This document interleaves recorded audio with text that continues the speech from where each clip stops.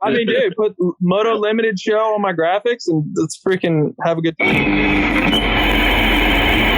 He's kind of a crybaby. Champion, here we go. No intervened on behalf of 30 points separated the top four. I think Savachi's still in with a chance. Dan, we just moved on from those comments. Yeah.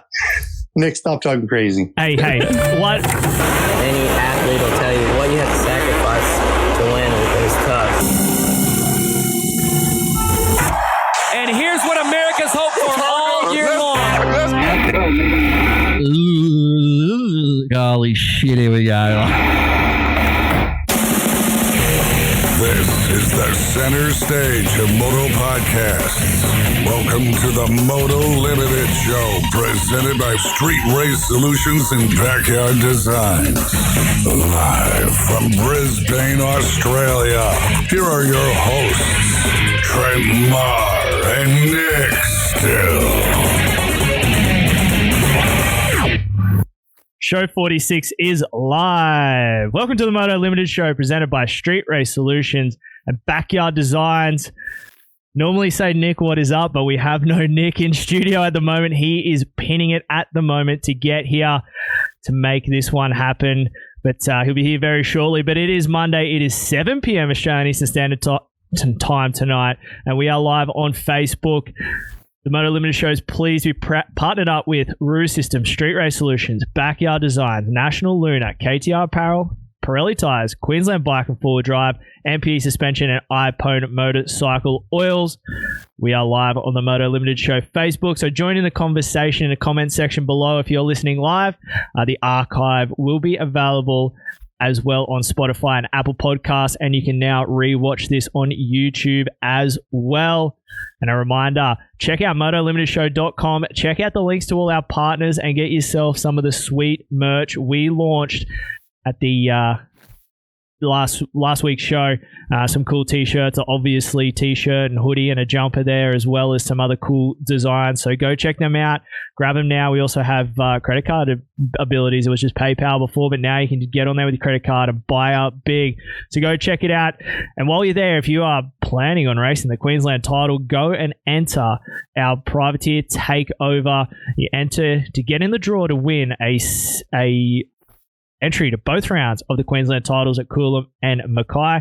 You get front row pit side at both events, as well as a free set of Pirelli tyres for each round and a Moto oil change kit and chain clean and lube kit as well for both rounds. Got plenty of time left on that one. We're going to announce that probably mid-July. We'll be announcing that one. So get in and get it happening if you want to. And it's open to all age groups. As long as it's a championship class, you can go into the draw to win this, all the way from the little blacks up to the big pro classes. If you're a privateer and you want to go and check out the Queensland titles, go and jump on that one. MotoLimitedShow.com. So no Nick this week. That's a lie. I think I heard a car just pull up. But pressing the 1s, 2s only tonight. It's the technical wizard himself. Wiz, what is up, buddy? What's going on, guys? Well, no Nick. Guy. No Nick. There's a nice picture of him. So we'll give an explanation to why Nick was away, Wiz. Was Nation got married to Christina today after a lot of issues with COVID, not being able to get married. They finally got to tie the knot today. Nick was obviously Warwick's best man. He's pinned it from Byron Bay to here. I feel like I heard a car just pull up outside the studio here, so he should be in here very shortly. But he looked very dapper today, didn't he? That he did. He was... don't often see him dressed up, but this is one of the rare occasions where he actually did, and yeah, I reckon he pulled it off. Yeah. Let us know in the comments. Yeah, get it. So he'll be in here very, very shortly. And Wiz, thank you for being a part of the show as always. No worries. And joining us tonight, brought to you by KTR Apparel. Go to ktrapparel.com.au. Here he is now as he walks into the studio. KTR Apparel, go and get yourself some sweet t-shirt I got on tonight. Hats, jumpers. They got the whole lot there at ktrapparel.com.au. From the Motorex Junior Development Team, it is Lockie Allen. Lockie, how are you, bud? Yeah, good. How are you? Good, mate. Good. stepping in the studio. You're my co-host for the time being, as our live studio audience will see that Nic is now entered the building. How you going, Lockie? Yeah, good. Good? Yeah. Excited to be here? Yeah, I'm so excited. Yeah, we reached out to you a little while ago when you were like just keen to get in here, and Nic and I have got to watch you all the way through the Sunshine State, and the one thing we always commented on was watching that mini lights class that you were in. Every race you were in, you were fighting hard, you were battling hard, and regardless of your result, man, you always had fun. I mean, the one at Toowoomba, Nic and I sat there and we were astounded. You sat there and shook every kid's hand that crossed the line, and that's just, don't ever lose that stuff, kid, man. That is so much fun to watch. I just like listening to him, dude. Every time he was on the microphone, I was just like, yeah, this is going to get good. This is going to be sick.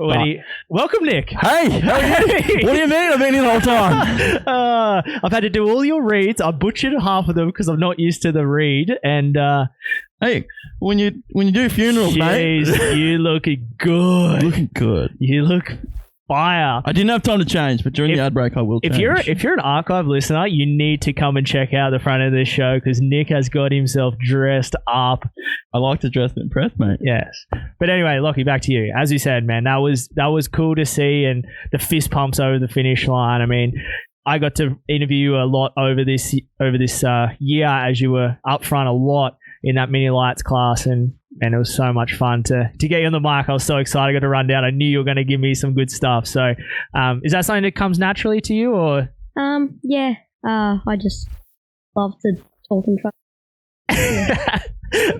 Well, you're in a perfect position to be talking in front of a microphone tonight. We'll get into a little bit more stuff with you later on, and you're going to sit in a lot of the show. You got Dad in here as well. He's sitting in here, chuffed as, ready to see you have a good conversation with Something. Isn't he? He's good. Looks good. Hey, yes. The other thing too, if you're looking on screen right now, if you're a live viewer, you'll see over here, Nic, look at what's made it to my wall, buddy. I got my first jersey. Bro! Look, the Lachlan Allen 35 jersey. Guess what? On the wall. Guess what? I know his dad. Yeah, well. He'll hook me up with the front plate. He'll be there. Oh. He'll be right there. Hey, there'll be no parts left of Lockie's life. We'll have a KTM 85 just sitting in the corner. Hey, I'm okay with that. So I got to look at that. First jersey. Looks good. I feel like we need to start asking more guys for jerseys. It was cool. He brought it in. He didn't ask. Didn't ask and brought it in. He is setting the standard for everyone else. That's right. Lifted the bar, Lockie. You've lifted the bar. So look at you go. It's a cool jersey too. Yeah, isn't it? Yeah. Is that a race winning jersey too? I think so. Yeah. The real question is, have you signed it? No. We will get to that. We'll have to get a pen because that could be worth a lot of money. I'll sign it or put it on my side. No, get out of it. Okay. I took it. I was here. You showed up late. Oh, Nic. Show 46, mate. Show 46. How was it? By the way. What? How was Sam Was Nation marry the hot missus? Very, very good. Did she look good? Oh, dude. Looked fire. But no, it was, like you said, it's a pretty cool thing. Like, was this one of my best mates? I love the guy to death. I love Christina to death.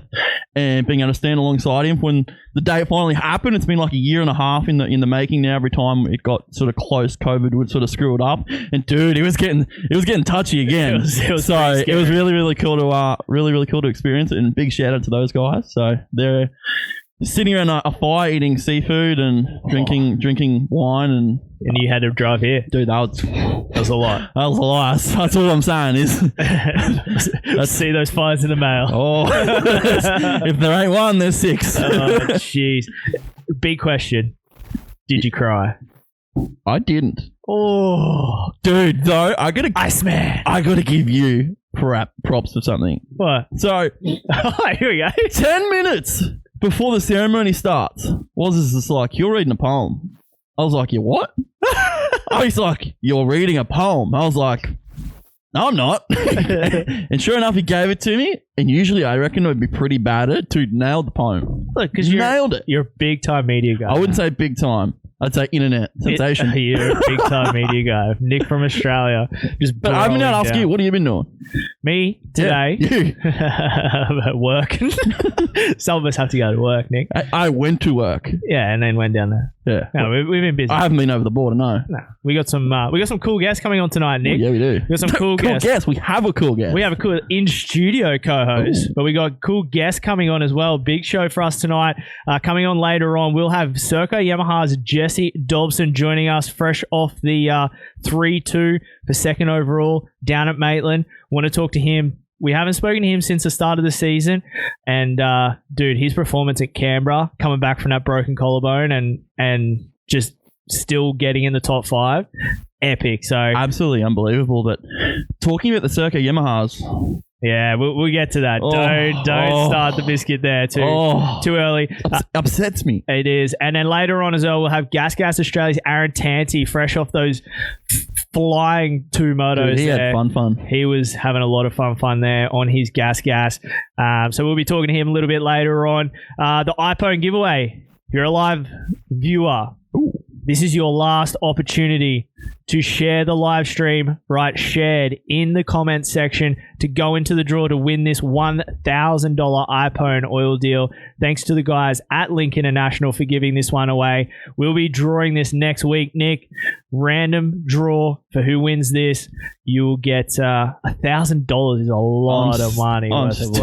Dude, I'm still dirty. Like, really dirty. Your oil deal's not this we got to do a bit of a slide onto Link International during the week, and I went in there and I tried to leave with oil. Didn't happen. I tried to leave with tires. Didn't happen. Tight. It was very tight security there. Yeah. Dad's scared. Yeah, damn right. I did leave with a hat though. You did, because somebody walks in there. Hey, we don't need to advertise this. I told Wiz before and he shook his. I told everyone and they were just shaking their No one in this room would be able to guess it. It was this hat. What's wrong with this hat? I already told them. Okay, let's do our live listeners. I walked into Link International with this hat on. What is wrong with this hat? The first person to guess it wins something. I'll pick it. Done. All right, just turn your head to the opposite direction. Hey. None of that. So iPhone oil deal to give away. Pirelli tires, Nick. Last show we said comment through. Or send us a DM with a picture of you listening to the show to us. Had some entries on that one, and we're going to give a set of tires away to Matty Spence. He was getting a tire. He is. Tires. He was getting a leg tattoo, and he was listening to the show whilst getting tattooed. That was pretty badass. So we had to make sure he was he getting the Moto Limited Show tattooed on him? That would have been even more epic. If he was getting the logo tattooed, we might have given him a tire deal, because that's I'd pretty probably epic. give him a bike deal. Yeah, that was pretty cool. So he was getting a leg piece done, looked pretty awesome. So Matty Spence, you've won yourself a set of Pirelli tires. Thanks to the guys at Link International for that as well. So yeah, that's what we got coming up tonight. Mitch Thorne has won himself something. I don't know what it is yet. Yes. But Mitch Thorne, you have won something. I'll organise that in the ad, and I will tell you after the ad, Trent. Yes. You got a lot of stuff happening in the ad break, bud. A lot of stuff. I got to eat dinner. A lot of stuff. Before we get into a little bit of talk here with Lockie, I want to give a shout out to Brock Sleater. He had a pretty massive crash last week. Some pretty horrific injuries. He's going to be all right. He's on the mend, but a perforated bow and some broken vertebra. That's a bad deal. But from the post that his dad put up and from some people we spoke to, he's going to make a full recovery. But dude, that's scary. Dude, apparently it's a pretty big cut he's got from there to there. Yeah, like, but chicks dig scars, so chicks dig it. So, but shout out to him. That's not what we like to see. No, he's a tough dude, man. He's tough. We've seen him ride through some pain and that. So he unfortunately part of the sport that we love, but them's the break sometimes, and he'll hopefully make a full recovery and be all good, and we can see him back out on the track again. And he's a good kid too. We hang a bit of shit on him, and he enjoys it. No, he hangs it on me. Yeah, dude, I just constantly get these Savachi posts from me. How's he going to do this weekend, bro? With a winky face. Yeah, well. Oh, there you go. Got him. Gotcha. Got me. Yeah, gotcha. All right, Lockie. Before we get stuck into a little bit of you, we've got we got heaps of stuff to give away tonight, Nick. I'm just going to lean down here. Can you name some of the stuff we have to go give away? I've already done it all. You may not have been listening to the front end of the show. No, mate, because I was actually currently driving. For our live listeners, right here, I've got a set of KTM 50 Pirelli tires here that we're going to give away. Because in He's not a 50 rider. I didn't have a set of 85 tyres laying around. Okay? I want to talk to him about his 50 career. Yeah, we're going deep. Oh, all right. Deep. But if you can name how many points Lachie Allen won his Sunshine State MX Series Championship by this year, and you have a KTM 50, get in the comment section, name it. You'll get a set of free Pirelli tyres for a KTM 50, giving them away. It's pretty cool. Yeah, you don't use Pirelli tyres, but we'll let that slide this time. So name that in the comment section. We're giving away a set of tyres, 50 cc's. Name how many points Lachie won his championship by in the Sunshine State MX And in Series which class? this year. Don't make it too difficult. Dude, they're a set of tyres. Yeah. Make it difficult. Well, get in there. First one in there gets them. What happens if it's me? You're not. Okay. Lachie, for you, mate, this year, Sunshine State MX Series Championship wrapped up already for the start of the year. That's a pretty good way to start your season, especially when we've got Queensland titles coming, and then for yourself, Australian Junior Motocross titles as well. So you must be pretty excited with how the front end of the season started, especially. Yeah, it's definitely a good start. Yeah. Yeah, you had some ups and downs though throughout the season. It wasn't just handed to you. You didn't just get it. You had to work, and especially that last round, Nick, you were actually behind on points by 3. I'm not going to give away by how many you won by because that's just going to give the tyres away. But you fought your way from a 3-point deficit to take championship. So is Toowoomba one of your favourite tracks, or it just sort of clicked on that day? I really liked Toowoomba. Yeah. I love jumps and the track flows so well. Yeah. Yeah, and I just love that dirt. It's It's addictive. Hey, in practice, dude, it was pretty good on the Saturday. You would have had so much fun there. And I think, were you like first or second practice or something? Or am I wrong? No, it was first. He was third. I'm pretty sure he was third. Were you? Yeah. Somewhere in there. Something like that. It was still would have been pretty mint though. A question I've got Yeah. is I know you're a junior, very young age, but coming into Toowoomba, you sort of knew where you were in the championship. You sort of know when you were racing where you needed to be and how many points you needed to get. Like that was something that was consciously in your head at all times? Yeah. I pretty much just focused on trying to win that race, and then hopefully that championship just came. Yeah. Yeah. Yeah. It's 12 good championships there. Dude, that's sick. Like, incredible. How old are you now? 12. Dude, man, when I was 12, there was no chance I was thinking about championship. So championship? Yeah, what was that? But that's like, did the pressure weigh on you at all, or did you just go, well, all I can do is go and win and hope the rest sort of goes in my way? I was pretty nervous. Yeah. But yeah, I pretty much just had to go for it. That's it. That's cool. I like it. I like it when you see a kid that comes from behind and then too, as we sort of spoke about early on, like your emotion, like you are a very emotional rider. When you come across the finish line, when you won that race and you knew you had the points lead. And I mean, this is still, I think it was Moto 2 maybe.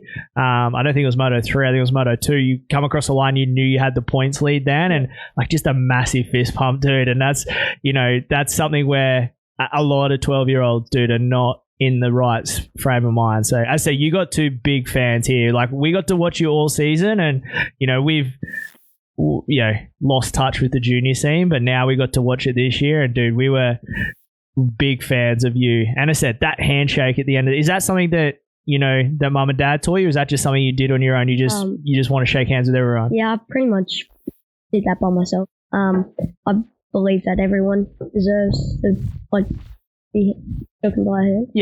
Yeah. Congratulated for even finishing the race. Doesn't matter where you come, as long as you're out there having fun. Dude, we're in safe hands, man. Dude, we are in safe hands. It's all good. And that's the one thing, like, we watched this year, and we had been out of the sport a little bit and come back in, and like we're kind of like, well, where's the next lot of talent? And then watching what we've seen this year, and I think it took a step up too. Like there's a lot of, like, you battled with Lachlan Grant all season. Like you guys just went at it, and it was epic. And I'm like, dude, these kids are on 80s, and we're just like, you guys are battling like it's a pro MX championship. The thing that really just amazes me about it is how smart these kids are. Oh. Their racecraft is incredible. Yeah, like you can't teach it. You got to learn it. No. So you started on a 50? Yeah. Yeah. Well, Pee-wee 50. Pee-wee, yeah. And then when did you decide, was it like you went to a motocross track and firstly, or did you ride backyard and in the bush first? Like where did you start riding? I started racing just like Chandler Yep. track. Yep. Just, Yeah. just around on the grass and like a little paddock. Yeah. Yeah. Yeah. And then a step from there, did you like look at motocross and go, I want to go do that? That's pretty cool. Yeah, well, I've always been watching like Supercross and motocross, Yeah. and I've always gone, yeah, I want to be there when I'm old. That's sick. So is it something that's ran in your family? Like, is your dad, did he grow up riding? Like, what got you into it? Well, my dad did ride, Yeah. but didn't race. Yeah. Yeah. But yeah, there was really nothing. The rest is history. Yeah, exactly. He got you a bike and you fell in love, which Yeah. is cool. So you love riding a motorbike. Like any chance you get to throw a leg over it, you're all about it. Oh yeah, Getting on it. That's cool. And you got a Motorex junior development team or junior race team ride at a young age too. Like, do you remember some of the kids like growing up that were going through this program that you're on right now? Like that some champions that we have in the sport. And another thing I like about that outfit is how good it looks. Yeah, dude, it looks professional. It looks clean. It's tidy. It's they took on the red plates. They did all that sort of thing. Yeah.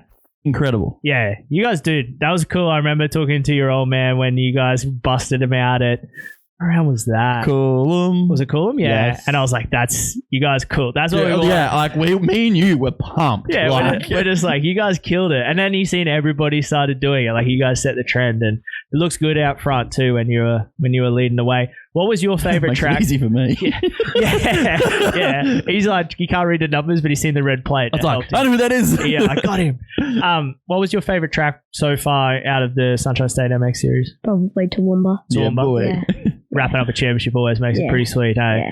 That's What about, are you a sand dude? Do you like the sand or you tend to like stay away from it? I'm not. I don't love it. But you ride it. Yeah. Yeah, right, yeah. fair enough. Yeah. I think we've got to with how much we've sort of got around Yeah. us. so where's like your local track? Like where do you ride the most, train at the most? Really don't really have a local track. Yeah. Everywhere's probably like 2 hours away. See, whereabouts are you based? Ribbon Bay. Yeah. Carborough. Hey. Yeah, I know exactly the pain you guys are going through. I grew up there trying to have a race career. Hey, how far? This is a totally different question, but how far is Fort Lytton? How far is that from Redland Bay?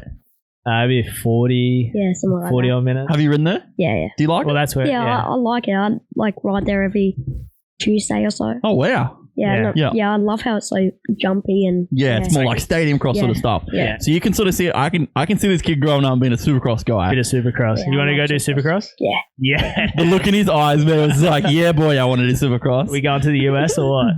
Yep. Let go. We're going. We are going. So you got Queensland titles coming up. We've spoken about that. Mackay and Coolum, so 2 sandier tracks, not your favourite, but you're looking to try and wrap up a Queensland championship in this as well? Yeah, Yeah. hopefully. Yeah, I've got the speed, so hopefully I can just put it together. Yeah. And you've already won a Queensland championship, hey? 65 on or 51? Because you ran number 10 one year, which means you obviously won a championship. I didn't win it. I think I came third. Huh. But yeah, the points were so tight. It came down to the last corner. This guy loves his last race, last Cooper quarter. so Webb. just coming in clutch. Bet your Webb's his favourite rider too. No. Ooh. Who is it? Oh, Jet. Oh, Jet. Jet? Yeah. What about the 450 guy? Give me a 450 guy. And Roxon. Oh, he's a Roxon guy. Digs deep. It's hard not to go past Ken Roxon at the moment, if we're being honest. Dude, I go for a guy and he just gets last. So yeah. No, bring it up. It was in the intro tonight too. You missed it. Oh, great. I look forward to going back and watching it. Yeah, when you watch the front end of the show, mate, you see all the funny stuff. And then Australian junior titles are in Rockhampton for you guys this year. So we're going to call that a home race, even though it's 7, 8, 6 hours, whatever it is from home. But home state for you. Done a bit of riding at Rockhampton and got yourselves up to speed up there? Yeah, we've done a fair bit. Yeah. And again, another sandier track. They keep throwing sand tracks at you. But it's going to be pretty cool up there. Rocky's a pretty sweet track. They've got a good facility there too now. They've really spent some time. So they just spent a heap of money on the track, I'm pretty sure, didn't they? Yeah, just revamping it and stuff. So I'm pretty keen. I think we're going to go to that. There's going to be some... You're driving, I'm going. You say that all the time. I drive anyway. What are you talking about? But we got to wave our boy Lockie on. We'll be on the fan. You see these 2 white towels and be us just waving you on. I'll just get the American flag. Let's get the American tickets ready, mate. You finish the moto, we're getting on the plane, boy. We're out of here. While we're talking about America, you ever hit up Dad to go to Loretta's? Oh, not yet. Not yet? No. No. Do you want to? Is that something that you, like, one of your goals, long term, would you like to go and have a go over there? Yeah, probably. Hey, Yeah. Steve, we're going to Loretta's. Done, bro. All sorted. Dad's in the background just shaking his head right now. Not happening. But no, that's cool. That's cool. So, still got a lot of your season left to go here. Got some of the big stuff coming up. Is there anything else that you're racing in between this as well that you know of? Probably not. No, Queensland titles. You gonna do SEQs and stuff as well? Yeah, we probably will. Yeah. Yeah. Yeah. So we've got the SEQs, Queensland titles, and Australian junior titles. There's still a lot of racing left for the season, but as I said, this year so far, you've been pretty on fire, and we've, as I said, you've made fans of us too here. We really enjoyed it, and that's why we reached out. We're like, we need to get Lockie, and he's a full character. So we'll let you warm up a little bit more. After hearing him speak then, dude, he's got it all worked out. It's just the whole package. Yeah, that's cool. It's just like, he's going to be a really exciting kid to watch. For sure. Have we got any comments coming through? Well, Nick? the latest one we have from Mr. Todd Reed is Lockie won Mini Lights 9-12 by 9 points, Trent. Oh. You give that the tick? Is there nobody else that got it before him? Because if they didn't, then no, doesn't look like it. Doesn't look like it. Looks like Todd Reed wins himself a set of 2. Hold them up. Get them things up here. KTM 50. Where'd you go, mate? Where'd you go? I'm back. Are you back? KTM 50 tires. We got a 27510 rear, and I had these written down, but then I didn't. 6112 front. So it'll fit a KTM 50 or a gas or a Husky or one of those sorts of machines. Plenty of them going around there. So, but we have got a few more here. So Mr. Bradley Farbry, I believe it is. I apologize if I got that wrong. Share. Did we get any info on watching the outdoors? Hanging to watch it live. You guys should give away. A Harley tire. If you can work on a Harley tire, Trent, we got someone that's keen for it. Hey, we actually got told we could have gave away a set of dual sport tires. Remember? We got told that. But well, there you go, Bradley. You need to listen a bit, and it might be able to happen. Hey, they're a little bit more expensive than a set of KTM 50 tires. Yeah. Yeah. You probably have to come in for them. We're not that big of a show. No. But as of the moment, there isn't any announcement yet. They are dealing with NBC, so you can imagine it's probably going to be a really lengthy thing to get away. Hopefully we hear it in the next week, but last time I said that didn't happen, so let's just all cross our fingers. If not, there are plenty of third party sites we can watch it. Trent,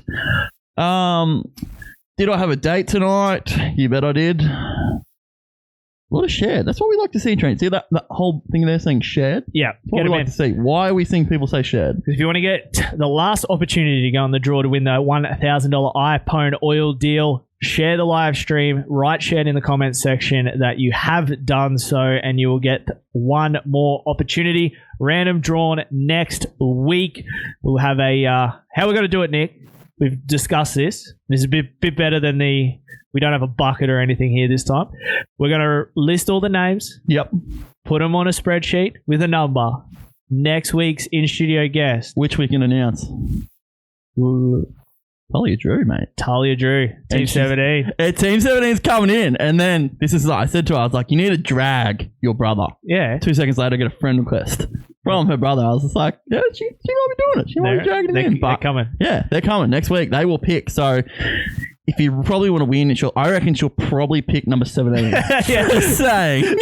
So the other couple of 100 entries. Sorry, but yeah. The first 17. That's what we're going to do. I think it's a cool way of doing it. Yeah, so they're going to pick a random number between 1 and whatever the total is by the end of this. Now, we haven't spoken about this. Ooh.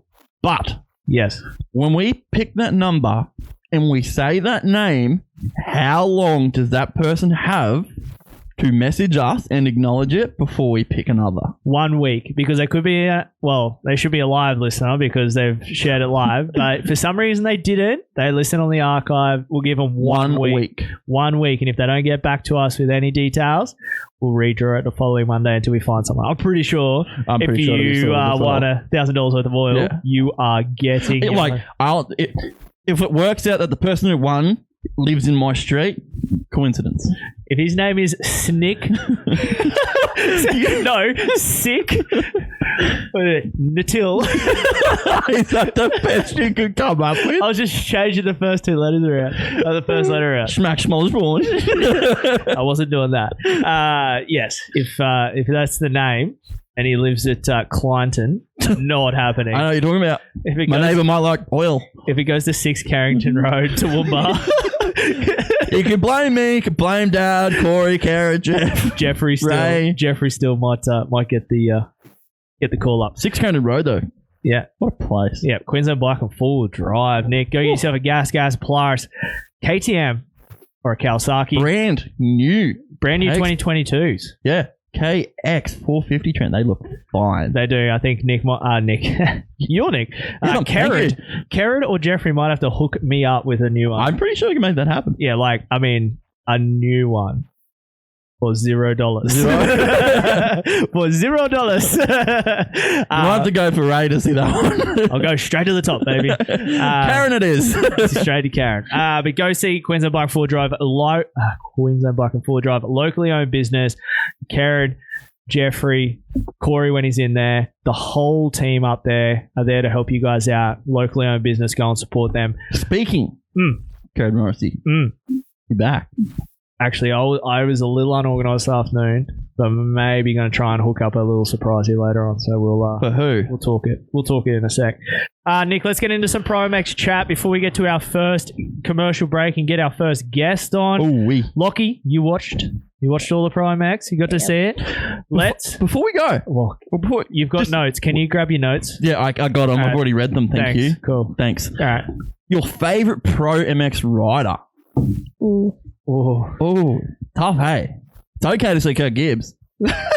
Stop trying to put words. I was probably going to say my boy. See that? Yeah, put words on with your notes, mate. I got what I needed. Put words in his mouth. Promax round at number 3 at Maitland. Nick, the track down there is It looked better than the others. It looked better than the others. But that's the one thing I didn't like about Maitland. This is not trying to knock on the track or anything, but that S-bend after the finish line really Is that the one with the hook on the? Did you see? That was before that U-turn back on itself, and there was that hook that was getting everyone. I seen one lap. Todd Waters, dude, he went Up into over. it, angled it, and then got off the hook. And dude, it was quick. Next lap, completely screwed it up. But that one lap, I was like, that was quick. It was deep. They had some deep ruts there. The sand section in there was pretty cool. That sort of separated the guys. And then it was hard and slick, dude. How many people, Lockie, crashed coming out of that first corner up that little tabletop? There was some big crashes dude, there. I seen Webster track was here, trees were here, Webster was here. It was pretty bad, wasn't it? You see KJ? Yeah, KJ went off it. Or that was when Webster went that way and Byron went that way. But Byron was off the side, upside down with it. It just looked like it. He held on to it though, didn't he? No, he went down. Oh. Yeah, it was that first 250 start. But it was slick. Like you'd see him. It was like it was tacky and then the face was like ice and you could see him just going off the top. Reared and went down in the 450 motor. There was a few of them. Well, starting at the very start, obviously the concrete start, Trent. These guys, they all have a different start method of this concrete. And a guy that knows how to start on concrete every time, I think it is a handicap. If you've got it figured out, you know what's going on. The one thing that I didn't like about that start is how unfair that start is. It was so bad. Inside gate, whole shot every time. Yeah. Oh, yeah. So by a mile. By heaps. Yes. Their first 5 gates. And then from there, it's just let's hope that... Yeah. Got no chance. I'll see you guys when... Yeah. Have you done many concrete starts in your day? Harvey Bay's concrete now. Harvey Bay. But you wouldn't have done too many because they outlawed them for a lot of years and now they've just... So, are they a back or what? I guess so. I don't know. What do you think of them? Yeah, they're right. You have to change your setup and body position. Obviously, you get your weight as back far as you can. Yeah, I see a lot of people stand up pretty straight. Yeah. I don't really stand up that straight. I kind of get over the front a bit too. But, yeah, you like they were right. roasting tires on the start line too. Oh, Just Dude, no, big burnouts. Surely there wasn't that need. I'm watching the knobs do this on like Gibbsy's Pirelli. I'm like, I was watching 450 Moto 2. They were pushing Moss's bike out of the start gates, and Dad was like, "Bike's overheated." I was like, "She ain't overheated." No I was like, tire. "They're just frying tires on that start at the moment." that was they were frying them, that's for sure. Big plumes of smoke everywhere. But so start a little unfair. I wasn't a big fan of that because it was very start dependent. I think then the rest of the day, the results we've seen, there was only a few people that managed to charge their way through, but the track's quite tight and technical there, so it kind of was. The race line looked like a race line, and that was sort of it. Yeah. There was a lot of I like deep and rutted, but there was a couple of sections that were just like real deep. And it was like, it kind of just was like one line. And I was like, that, we've spoken about, I mean, Canberra was probably, opposite end of the scale, like we spoke about, but it's got to kind of be, but I think that's just Maitland, because Maitland is a lot tighter of a circuit than what we've seen at Canberra. And at the end of the day, just the fact that we got to have this race happening in Maitland, as far as I was told, there was a lot of meetings on Saturday afternoon whether this was going to go ahead or not. Yeah. The fact it got done, they got it done. Everyone got out of there. We got some racing back in the first time in 6 weeks, Trent. Yeah, long time. Like, shout out to everyone at Prime X, to the Maitland Club even, just to everyone involved for being able to get it done, and it looked good. It didn't look bad. It's just shout out to those guys, because it's improving. And that is one thing we said at the start, like as long as it keeps improving, happy days. Couple of other things I wanted to get to, Nick, before we get into some of these classes. Dude, that sun in those final 450 motos, remind me of Echo. I think that was like the hills at Echo make that bad, but the trees were making that hideous there, and the black soil. Oh man, I was watching them and I'm like, I'm scared for their safety sitting here when. There looked like there was a lot of an issue with the first corner going into that first tabor, I think it was. Yeah, that big deep rut. What was the issue? Is that what it was? Well, when they were jumping, Lockie, did you see where they were jumping that first tabletop, and then it was like just this soup pit in between. And I think like after the first 250 motor, they went in and like ripped it, like turned it up, because I remember the 450s come over and there wasn't all the ruts in it. But then it rutted up again. But it was like, I seen someone cartwheel through there and they got up and they were head to toe in mud. But you see Clout and his bike's like immaculately clean. Yeah, it was one of those things. It was just like there was some big soup holes, and especially like the other section was where they kind of, once they did the lap and they did that tabletop that went kind of into the first corner. Yeah. Did you see how they were all just running that inside line, because to the outside was just soup as well out there. So there was a couple of sections where they just it was really wet and they didn't really ride it all day. So that kind of then one line's a track for everything. So that's the balance you got to play between ripping and watering. Is not overwatering to the point where they just use that one line all day and nothing else gets ridden on. So, which then dilutes the racing. But the racing was still pretty good. Give me one negative about what you saw. I just saw the start. The start just bummed me out because it was pretty start dependent and the tracks, as I said, the track's very tight. So with an unfair start, it was just whoever got the whole shot pretty much ran away with the 1, 2, 3. Yeah, I can understand that. Dude, the camera angles. Yeah, they're learning. I can't get down. They're learning, but wow. Yeah, let's do the ones we did. Let's not do that overview. I like the 1, 2, 5, 4, 5. The 3 was 5 like every race. I think I'm like. We're nitpicking, but it's just I'm just trying to give everyone the aspects of it. But like you said, it is improving, Trent. It's getting better. Well, let's get into some MX3 first, Nick. This one, Blake Fox, dude, that was a dominant 1-1, and that kid, after the crash we watched him have at Toowoomba for the Sunshine State, and the MX1 moto, and then he bounced back and rode the MX2. Did you see that, Lockie?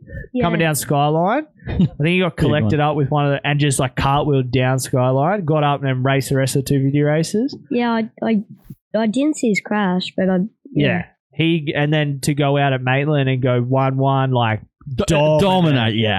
Dominate. Got some good starts and just ran away. And I like the red plates on the red gas with the red gear. Like he had a lot of red going on, and I was a fan of it. I liked it.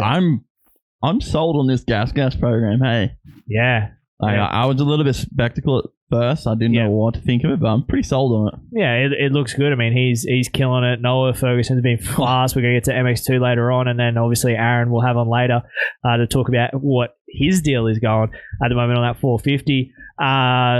The other thing, that Ryder Kingsford kid, dude, he was loose Moto 1. He had that mistake, and when he got up, he was just sending it. I love these MX2 guys because it's like, that's just what they do. But it's such a vast gap between the age brackets. Like, you know, they can be up to 18 years old. Yeah. And as young as that Kata Minia is 14. Like, and it's like... Is that how old he is? Yeah. 14. Yeah. You're kidding, really? He was 13 around 1. Yeah. He turned 14, yeah. That's he's young. Incredible, man. And he's running like top 5 too. That kid is legit. I think he's going to be legit. He's one of your teammates too, huh? He's part of the KTM program, isn't he? Yeah. Well, that sort of just proves that the whole MX3 thing works. Dude. Like, it works. Yeah. Everyone was skeptical on the start. I was not, because to me, this has needed to be proven for such a long time.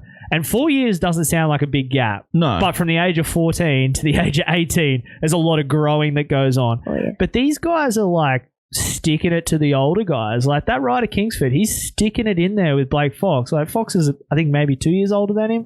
Then you got like Ryan Alexanderson, 16. He's battling through. That Kata Minia is running in and around top 5, and he's 14. And it's like, dude, but it's cool because we're getting to see the future develop in front of our eyes. Exactly. So it gives them more TV time, gives them more time to sit there and prove to these teams. Well, not only that, like, I'm not going to bag on Australian junior motocross titles. I feel bad, but I don't think it should be. I don't think it should be a 5-day one event Australian title.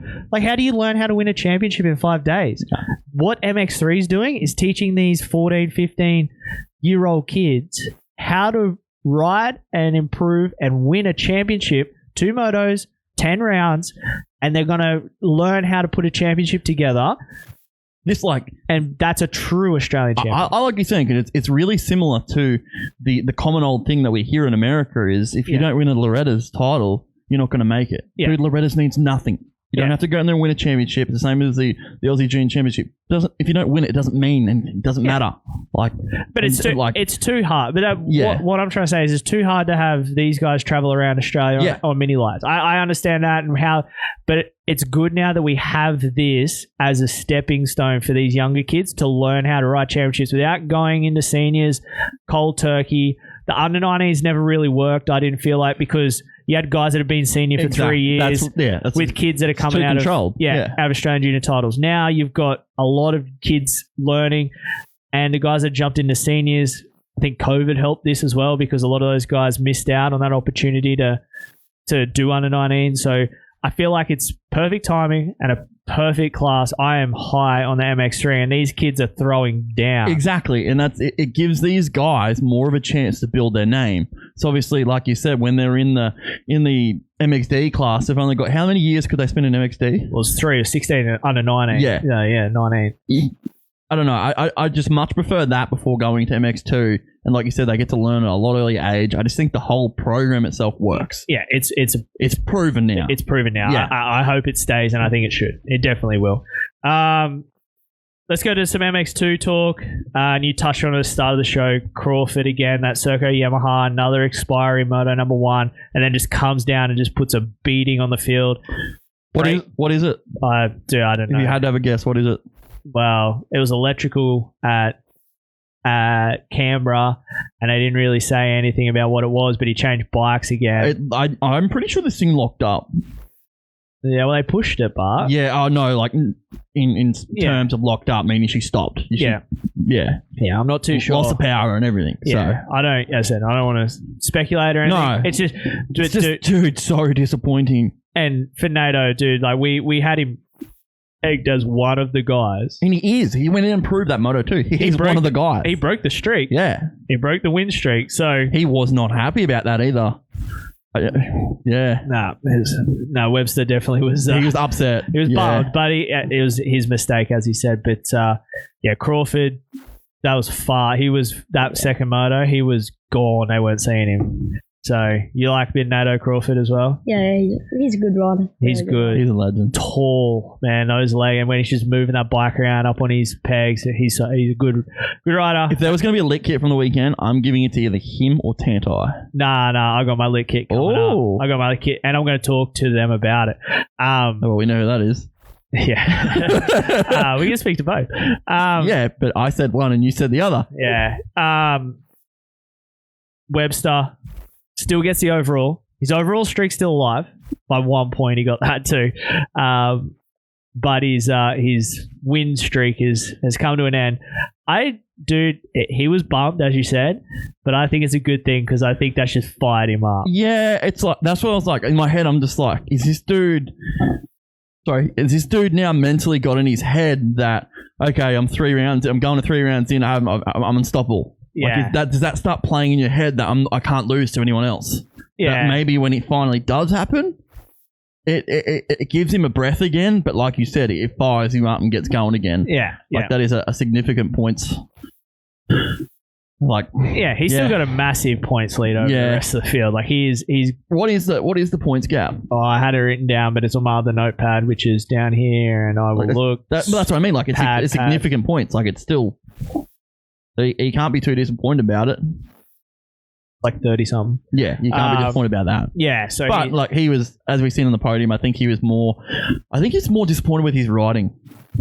Or the starts or something. It's just a mistake. He said he's made a mistake and put himself behind. And as we've seen, I don't think that track was very easy to pass. No, there was like one line on the inside and one line on the outside. Well, that we'll get to it, but that final 450 moto, they all tried every angle. Yeah. Couldn't make a stick. No, it was definitely a little one line. Jesse Dobson, solid 3-2. We'll have him on later on to break it down a bit more with him. He had the lit kit, that LA Lakers look. Dude, I'm not a basketball dude, but I like the purple and the yellow and the basketball numbers on the Heavily back. inspired by Stuart Young, no doubt. I said I'm not a basketball dude, but I just thought the yellow and the purple like popped. It was sick, and it looked like a basketball outfit. It was like an Ethica 7 gear. Yeah, I know the stuff you talk about. Yeah. I reckon Tanti stuff is pretty cool. Yeah, Tanti stuff was sick. It's tough between the two, but I really like that yellow and purple. Are you a big fan of that or Tanti's pink stuff? I probably like Dobson's. Yeah. Don't listen to him, bro. Yeah. Oh, hey, says a guy who just tells him like who his favorite rider is. He told me that Kirk is his favorite rider. Thank you. Dobson's solid 3-2. We'll talk to him later, so I don't want to break down too much of his stuff, but he's coming, dude. He is coming. He's now second in points. He has got a fairly big gap, but it's not unsurmountable at the moment. And the thing to take out of this is Webster's beatable. Yes, which is good. We need to know that. Yeah, well, I mean, for Dobson, in his mind now, he knows, all right, Webster's beatable. Like, I beat him, but we can get him. And he wasn't too far off in those first ones either. It's not like Webster ran away in that first one. No. You know, he had a good gap, but he didn't disappear. Well, another one of the Yamaha riders, Mr. Jay Wilson. Yes. The New Zealand thing? Much better. Tick. Yeah, it's working for him. But now his issue is, can he get back and can he come home? And that's... Well, okay, does he need to go back? Can he work on from whatever's going on at the moment? Can he carry that on in his program in Australia? Is it that big of a difference? We have to fly back there to be around the people, the tracks, the facilities for it to continue. Those tracks look epic. Josh Cobbin stuff is cool, dude. And Townley's place too. Oh, yeah. Dude, doing sprint laps with Townley, like, dude, as much as you want to say you can stay here and do it, you can't mimic having that stuff. Like, those two dudes are legends in the sport of motocross internationally, and you're working with them, both of them. Yep. Sorry, but I'm going to New Zealand. Like. But that's you put everything New Zealand back on him as a success. Like that was the turnaround factor. Oh yeah, he heaps better. This is like and as he said, he's moving in the right direction, and that's what he needs to do. He had a smile on his face. That was the important thing for me. Yeah. As long as he had that smile on his face, Jay Wilson's one of those guys when you can tell a lot by his facial expressions. When he's sad, he looks sad, but when he's happy, you know things are going the right way. Levi Rogers. Oh, dude, he scared me a lot. Oh, dude, he was having some big moments. Did you see the huckabuck through through the rollers? I was like, no, No. And then next corner, he just lays it down. I was like, it finally ended. Yeah, it was scary, huh? Oh yeah. Yeah, I was. He's up for such a tall dude. He just hangs. He off makes of it work, though. Yeah, he's incredible, right? If you want to learn how to ride Rocky, though, you need to go and get tips from him. Really? Yeah, he's a local Rocky kid. He's fast around that. Well, he did the whoops down there. He did it off the side of his bike. One more in the MX2 before we move on to quickly wrap up some 450. Dylan Wills. Yep. Wow, those final moto, he was on one in that final one. He was good in the first one, but that second one when it got rough and that, he was. But we know he can do that. Yeah, he's got to stay off the ground. We've seen him at 2 Sunshine State MX Series. Have large crashes. Yeah, get scooped up, taken off twice. Kingaroy and Toowoomba. Yeah. So he's got to put that together. MX2 class. Let's move on to 450 MX1. We're gonna get to Tanti. He'll be on later on as well. His final motos were epic. What? I got one better for you. What? Purvis. Yeah, dude. His final 2 motos.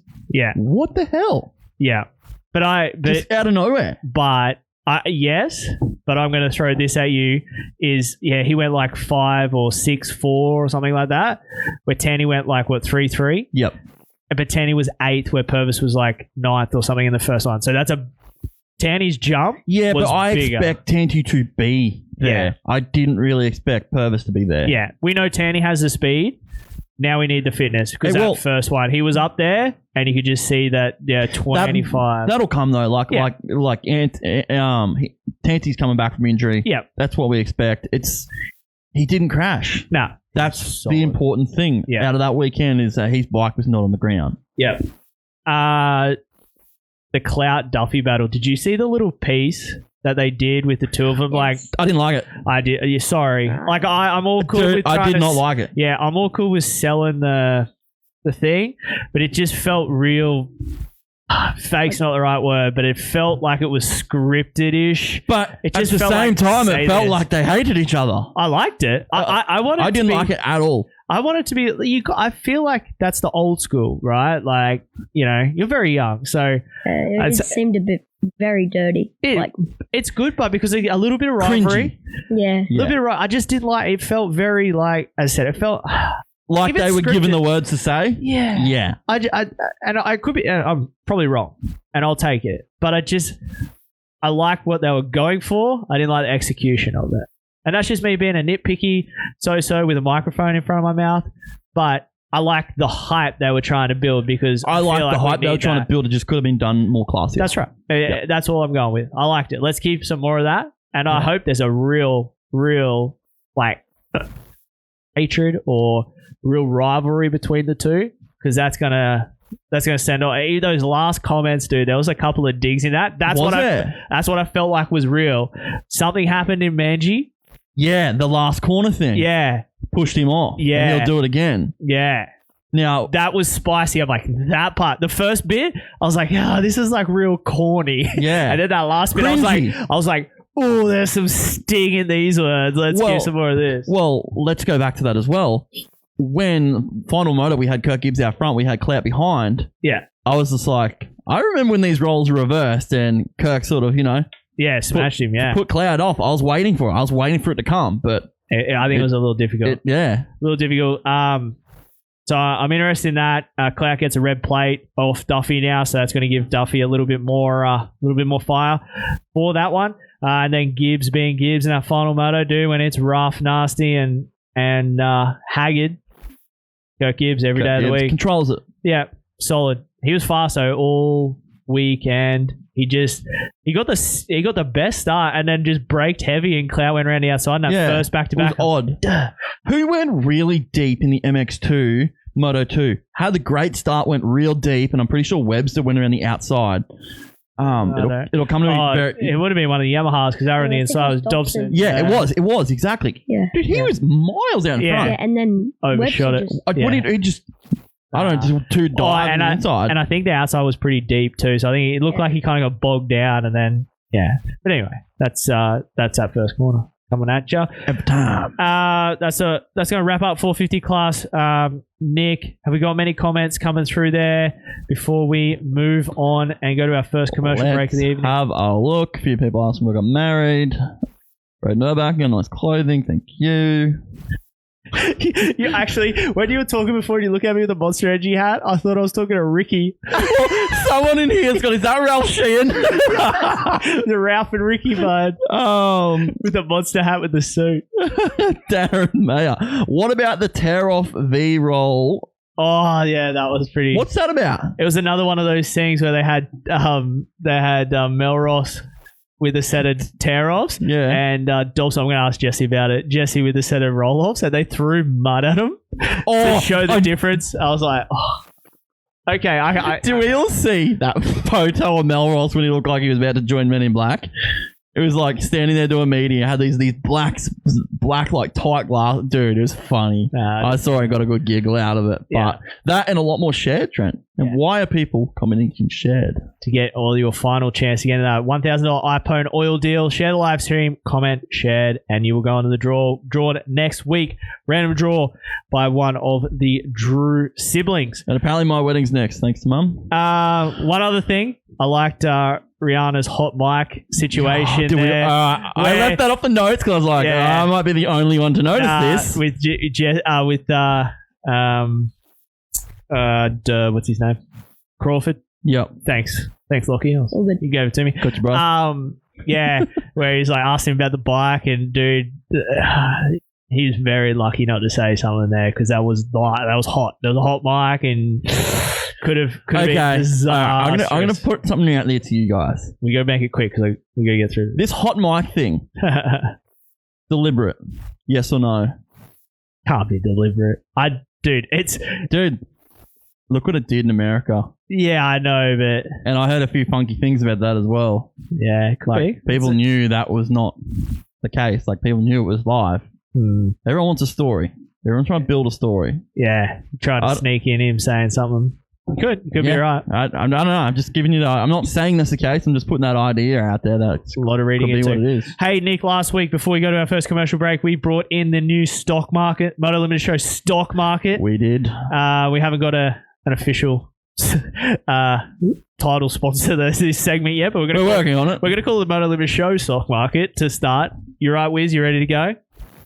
I like the thumbs up that I couldn't see. Yeah, it was there. Asleep. This one, Pro MX riders, Nick. Ooh. Fresh off the back of Pro MX. Ooh. We can get into this one. You probably don't know what the stock market is, do you, Lockie? Probably not. Stay away from the stock market. Yeah, don't learn about it. All right. Yeah. But pretty much we're going to list some riders. You're either going to buy, which means you're investing in them because you think they're going to do good. Yep. You're going to hold on them because you're not sure if they're going to do good or not, and you don't want to put your money in, but you don't want to say no. Or you say sell, which means you're getting out and you don't want anything to do with them. All right? That makes sense? Yeah. That's the easiest way I could put it for you. Yeah. All righty. Explainable. Regan Duffy. Loses a red plate. I'm buying. You're buying? I'm buying. You think he's bouncing back? Yeah. I've seen enough. Yep. What about you? The KTM rider. He doesn't care. Look at him. I'll hold. You hold? You'll hold. I'm going with you. I'm going with you. All right. At the moment, we have a track record of him only being good in the sand. Because he was okay at Canberra, not so good here. They've both been hard pack tracks. Wodonga is kind of mixture. Wodonga. QMP, hard pack. Gilman, if we go to Gilman. When we go to Gilman, he's a little sandier. Yeah. And then 2 Coolums. So we got a mixture. Yeah. But Luke Cloud is a hard pack specialist. So Luke Cloud, yes, is a hard pack specialist. Luke Cloud, when he puts a red plate on his bike, All right. goes to there. He's not on my list, but that's okay. But that's just the way I'm thinking. Okay. All right. That's why you bought. We are holding. Yep. Nick Still. Yes. Blake Fox. Holding. Need to see more. Need to see more. Yeah. Nah. Need to see more. Nah. You buying? Oh, yeah. I'm buying. Hey, great minds here. I'm buying too. I'm buying. You just followed him. Nah, he was fast. If I give you like $100,000 and some stock market, can you just... Do you have 100? We'll take it. Yeah, I'm buying too. Blake Fox, that was a dominant ride. I think he's only just starting to figure this thing out. And again, the one thing I got to say to this is he's racing against a bunch of kids. All right. His title rival okay. is a kid. Yeah. All right. Rider, he's a good rider. I get you. But he's still a kid. Yep, I get you. All right. I We can see see those that. mistakes. Yep. Jay Wilson. I'm going to buy Yep. just because got the smile on his face. Yep. I know it happens when he's got a smile on his face. Yep. Tends to get a lot better throughout a season. Coming to a lot of tracks that he likes, feels good with. I'm buying. Yep. Hold. You going to hold? Yeah. You want to see a little bit more? Yeah. He's going to cost you more, though. I'm not going to explain that. That's right. That's right. In the way I own Steve's going to have to explain everything. Yeah, sorry, mate. We didn't bust this on you. I am going with, I'm going to buy. You going to buy? Yeah, because it's going up. Yeah. Jay exactly. Wilson's on the way up. And, want to get maximum benefit out of that. Dylan Wills. Hold. You going to hold? You want to see more? See more. Seen too many crashes. Yeah. Yep. Oh, man. Really good rider. Yeah. Oh, dude, he's unbelievable Yeah. rider. Oh, man. God. Probably I'll go hold. You'll hold again? Yeah. He's very wise with his money. I am. That's why I was going to give him some money. As much as I think he did well, the one thing that scares me is those crashes, and I don't want to invest my money into him. So I'm going to sell because I don't want my money tied up in him not replicating what he did. I hope he does, and this is a statement I want to put out there. Oh, yeah. I hope he replicates that and proves me wrong. But if we're talking about our money and we're going to invest, I'm not going to rest it on him until he shows me a bit more. So I could be wrong, but that's why we do this. It's a bit of fun. Last one. You're not going to like this one. Brett Metcalf. Yeah. Good one. I like it. Dude, he's coming in every week. He may replace you. I'm not even angry. He's good, dude. He can replace I me. told you he would be good. Oh, I told you. Anyway, we're not talking. We're not arguing about how good Lockie is. Yeah, okay. We are. We know he's good. Oh wow. Can I go last? What do you got? Maddie. Oh, man. He's definitely consistent. He's a little off this weekend, though. Yeah. Running a stock exhaust, too, if we're all being honest here in this conversation. No, I wasn't going to say that. Always sell. You going to sell? Yeah. Oh, thank God he didn't. I didn't have to do it first. I'm with him, dude. I'm selling. Yeah. I didn't want to say it first. Yeah. Thank you, Lockie. As much as we like, as much as we love Medi and we've had him on the show, it was not good on the weekend. Hopefully it's an issue he can fix and we see the old Medi back, but it was not. Yeah, it's the stock prices is dropping on Medi right now, especially for this championship. So a bit of fun. I hope you guys play along as well. We, as we said last time, I want you guys to throw in your 2 cents worth in the comment section, or if you're listening in the archive, DM us with your breakdown of how that worked. One more, Nick, before we go to commercial break. Ooh, Lockie Allen, we're buying. Oh, all in. I own the stock. Chips in. If you want in on my stock, jeez. Oi. You know what it is? What? Fan club. Oh, yeah. Another one for Nick. Another bandwagon. All right, let's go to first. Hey, he can go with Brad. Yeah. Spoke to Brad yesterday. Mr. West. Yes. Doing some racing over there at the moment. Looking good. Start through a bit of a struggle. Dude, that engine. Oh, dude. Anyway, we'll need 3 seconds for that one. I've seen him over with Brad. Yeah. All right, let's go to first commercial break of the evening. We'll be back with Jesse Dobson. Stick around. Support our advertisers that support the show here. We'll see you guys after this. Welcome back to show 46 of the Moto Limited Show, presented by Street Race Solutions and Backyard Designs. Nick, we got our first guest up of the night.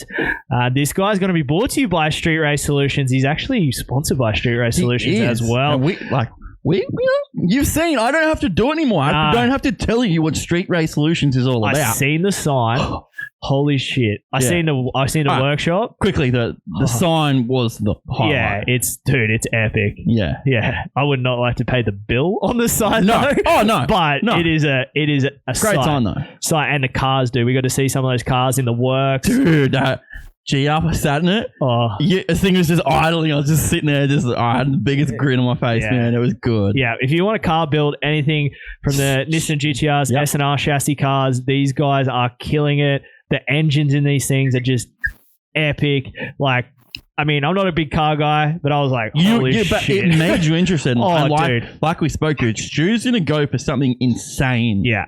Yeah. Like, I can't wait. And, dude, best hype guy you'll ever meet. Oh, Stu dude, Young. you want to feel good about yourself? Go have lunch with Stu. Oh, dude.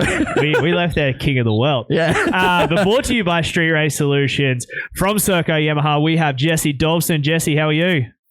I am great. Thanks for having me on, guys. Mate, we appreciate you coming on. We were just chatting to you during an ad break, and you late night home from getting out of Maitland there. So we appreciate you staying up and giving us some time tonight. Nah, that's all right. You know how it is. I'm just planking the bed, getting ready for bed. You guys keep me up. That's okay. Oh, easy, mate. Easy. How is he? Straight into us. Jesse, straight away, bud. You brought to everyone by Street Race Solutions. Stu and Andy and the team up there have supported you this season. The big fans of the sport. A good part to have as part of your program. Yeah, those guys backed me for a while, and they're pretty much all in. You know, they've loved the sport and they've been around it for so long. And Andy and Stu are good friends of mine, and they're always willing to go above and beyond for me. So I'm super grateful for those guys and to have them in my corner helping me. So it just helps with little things and takes the pressure off me, and I can just focus on my riding and training, which is really nice of them. So big thanks to those guys. Yeah, and I mean, speaking about the riding, dude, on the weekend, you're starting to get this thing heading in the right direction. 3-2 for 2, second overall, missed it by a point. You looked really good at Maitland this weekend. Yeah, I felt like it's getting better. The collarbone and like that whole situation going on put a little bump in the road. But I feel like I'm getting back to myself now. Like I am. I feel we've been working hard, and Ford's had us under the pump, and there's no easy days on the bike, that's for sure.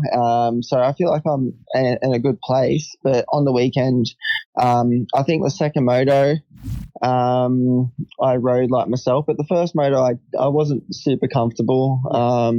I had an average kind of start, and I had to pick a couple of people off, and I just tried to chip away at Reese and Jay were in front of me, and I was trying to chip away at those guys, and I was seeing I was getting them a little bit, and then Jay made that mistake, and I was like lucky enough to pick up third. But that second moto was good. I've been working hard on my starts, and I pulled a good start, but I went into the first turn and overcooked the thing big time. Yeah, we were just talking about that on our I was like, recap. My boy here, Lockie Allen, he called it. He's just like, that was Dobson. I was just like, oh yeah, what's that? You overcooked that big time.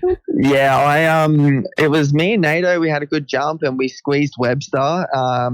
And I had NATO down the inside, like up the inside of me. And out of, like, his front wheel was there. I could see his front guard, and I was like, oh, I'm not letting this guy get this start. I was like, this is my first time I've been up the front down the straight. I was like, oh, I want this thing. And then I was like, next minute, there was a turn coming. And I was like, oh yeah, that's right. Yep. I've got to go left. And my rear wheel actually kicked up when I hit the ripped, because they were ripping the first turn. Yeah. So my rear wheel kicked up as soon as I went onto that, and I couldn't actually stop because my rear wheel was off the ground, and it was so soft I couldn't grab a handful of front brake. Yeah. And it just made me run so deep, and I pretty much missed the turn. And I was talking to, if you go back and watch, Gibbsy actually does the same thing in the first race of the day. And he hits the rip spot, and it just kicked up, and he went way too deep, and everyone just snuck up the inside of him. So I was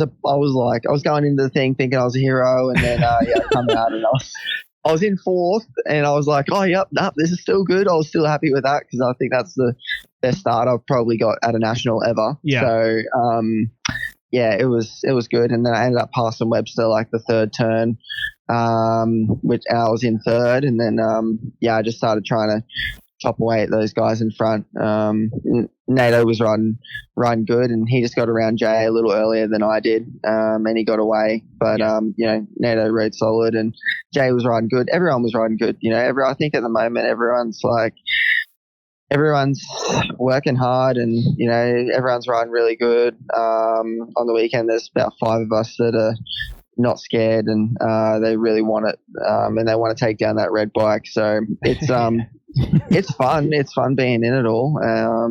So yeah, it's I'm enjoying it, and I'm loving the battles, which is sick. Well, going back, you're saying you want a heroic ride, dude. The heroic ride for me, round 2, obviously coming in. If you can just tell everybody, how long before round 2 did you actually injure yourself? And can you just tell us those days leading into that race? Like, dude, that is just all of us will say here right now, dude, that riding with those conditions is just badass. Just how did that go? Well, I done it. So what I had it was 2 weeks before, pretty much. So it was like I had a weekend off. What was it? So really, I done it that afternoon. So you had about 13 days until the race or whatever it is. And I was trying to ring as I was leaving the track. Me and my girlfriend jumped in the car and we're going to the hospital. Because you were out there pretty quick, yeah. Yeah, I had everyone help pack up. And yeah, me and my girlfriend jumped straight in the car. And my first thing was in my head is we need to get this thing fixed. We need to get ready for Canberra because I knew my collarbone was broken. Yeah. And I tried to ring my surgeon that's done my shoulders a couple of times in Brisbane, Dr. Stephen Andrews. And I was trying to ring him because I've got his mobile number. He didn't answer. So I'm ringing. I rang Gavin and I was asking him if he had Steve Andrews' number and he didn't have it. And then I rang Mark Luxich and he was able to get onto Steve for me. And Steve was like, yep, I'll see him straight away this week. He knew who I was and everything. And I went to the hospital. I had to spend the night in hospital. So I didn't get out till Monday mid-morning. And then he fit me in Tuesday morning. I saw him first thing, had scans down in Brisbane, everything. I was seeing Steve. And then I was having surgery. He fit me in Wednesday. And so I had surgery on Wednesday, and that was 10 days until the race, I think. And I got out of surgery and I felt all right. My collarbone felt not too bad, but it felt good for a broken collarbone, but it wasn't. Yeah, it wasn't $1 million. And I was looking up all these things that I could do to try and recover faster and to help bone growth. And it was the cut that we were worried about. Yeah.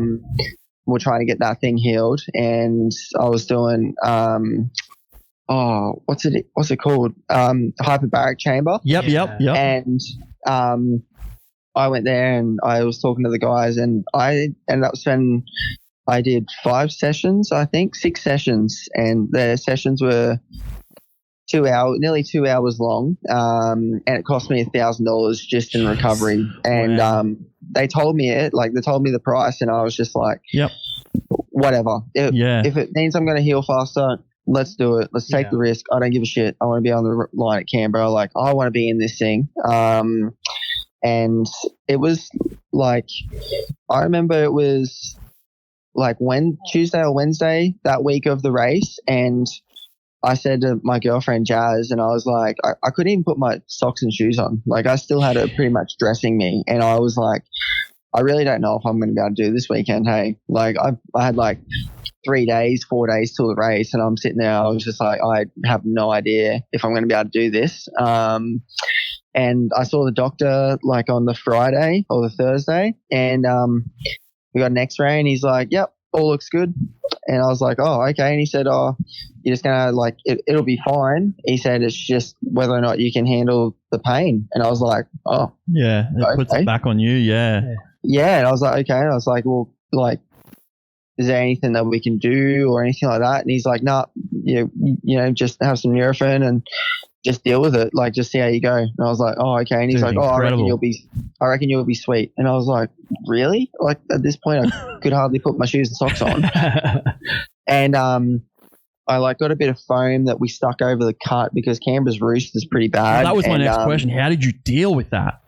Yeah, well, that's why I had a bit of foam, adhesive, and I stuck that over the cut because it's a pretty big cut across your collarbone there, and you don't have much meat or anything there, No. And And so I had like your foam there to try and protect it. And at Canberra, I wore like 3 shirts all day just to try and give it some more padding there, like to keep it off my collarbone, any roost. And it was hard. I remember I spoke to Dakar, Craig Dack, on the Saturday afternoon. Like, he asked me, he said, are you going to be able to do tomorrow? And I was like, I don't know. I honestly didn't know. And I was like, I'll let you know after practice. Well, that's what I said to you, Trent. I was just like, practice will be the determining factor. And then he comes out Moto 1. I was just like, dude, as soon as it happened, I was just like, that is just badass. Like, hands down, that is just bad ass stuff.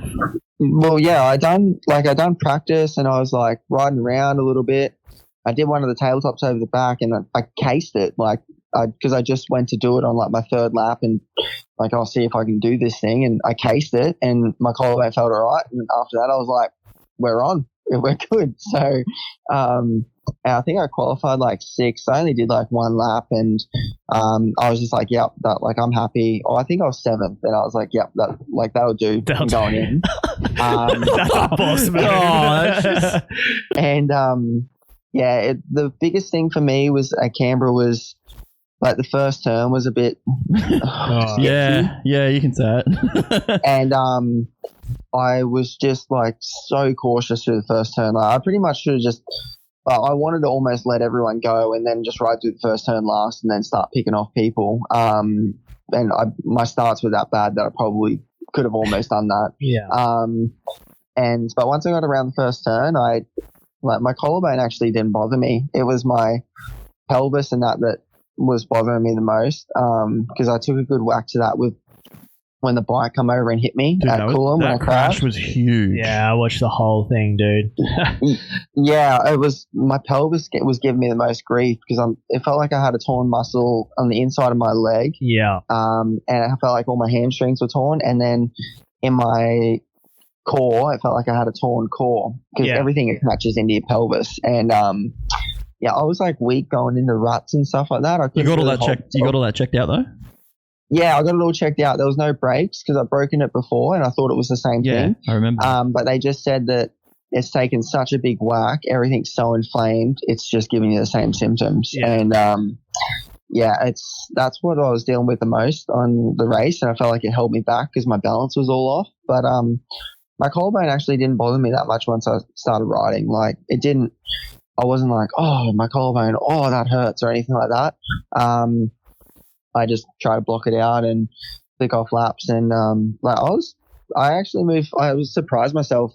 The second race, I was actually a little bit like not disappointed, but it was frustrating because I passed Jay Wilson in the second race, and I finished just behind Reese, and we caught Noah Ferguson, and Noah got second overall or whatever. He got third in that race. And I come in and I was like, oh man, like I felt like my result could have been better if my start was better. Like, I was frustrated about my start, but like I had to remember I'm sitting there with a broken collarbone, but it just it didn't bother me. Like, when I started riding, it actually didn't bother me, which is crazy. 10 days post surgery, and my collarbones, you think it would be so sore, but it didn't bother me on the track at all. And then like after the weekend, I took a week off, and that's when I started working with Ford. I took a week off and I started riding again, and my collarbone was fine, but my pelvis was still giving me so much grief. Like, I'd try and do long ruts, and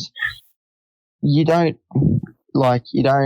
realize how much you actually use your hips and the inside of your legs when you're tipping it into a deep rut or whatever, and you're nearly dragging bars, and you use your outside leg to keep you up on the bike, and hold you on the seat.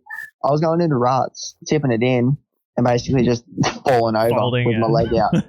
Like, I've done it so many times. And it's just because my pelvis, I was so weak through it all.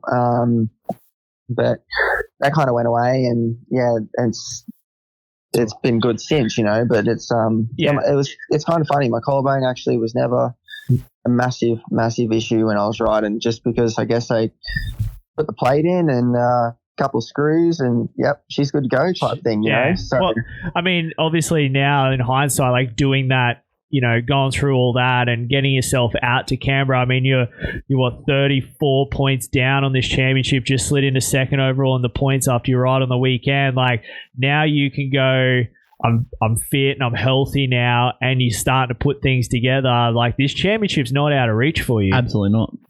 Yeah, it's I was kind of going into the weekend. Like, I was keen for Gilman. I was ready to go for Gilman, but it got cancelled because of COVID and everything. And I understand that. We got to take precautions, and we got to listen to the government and everything like that.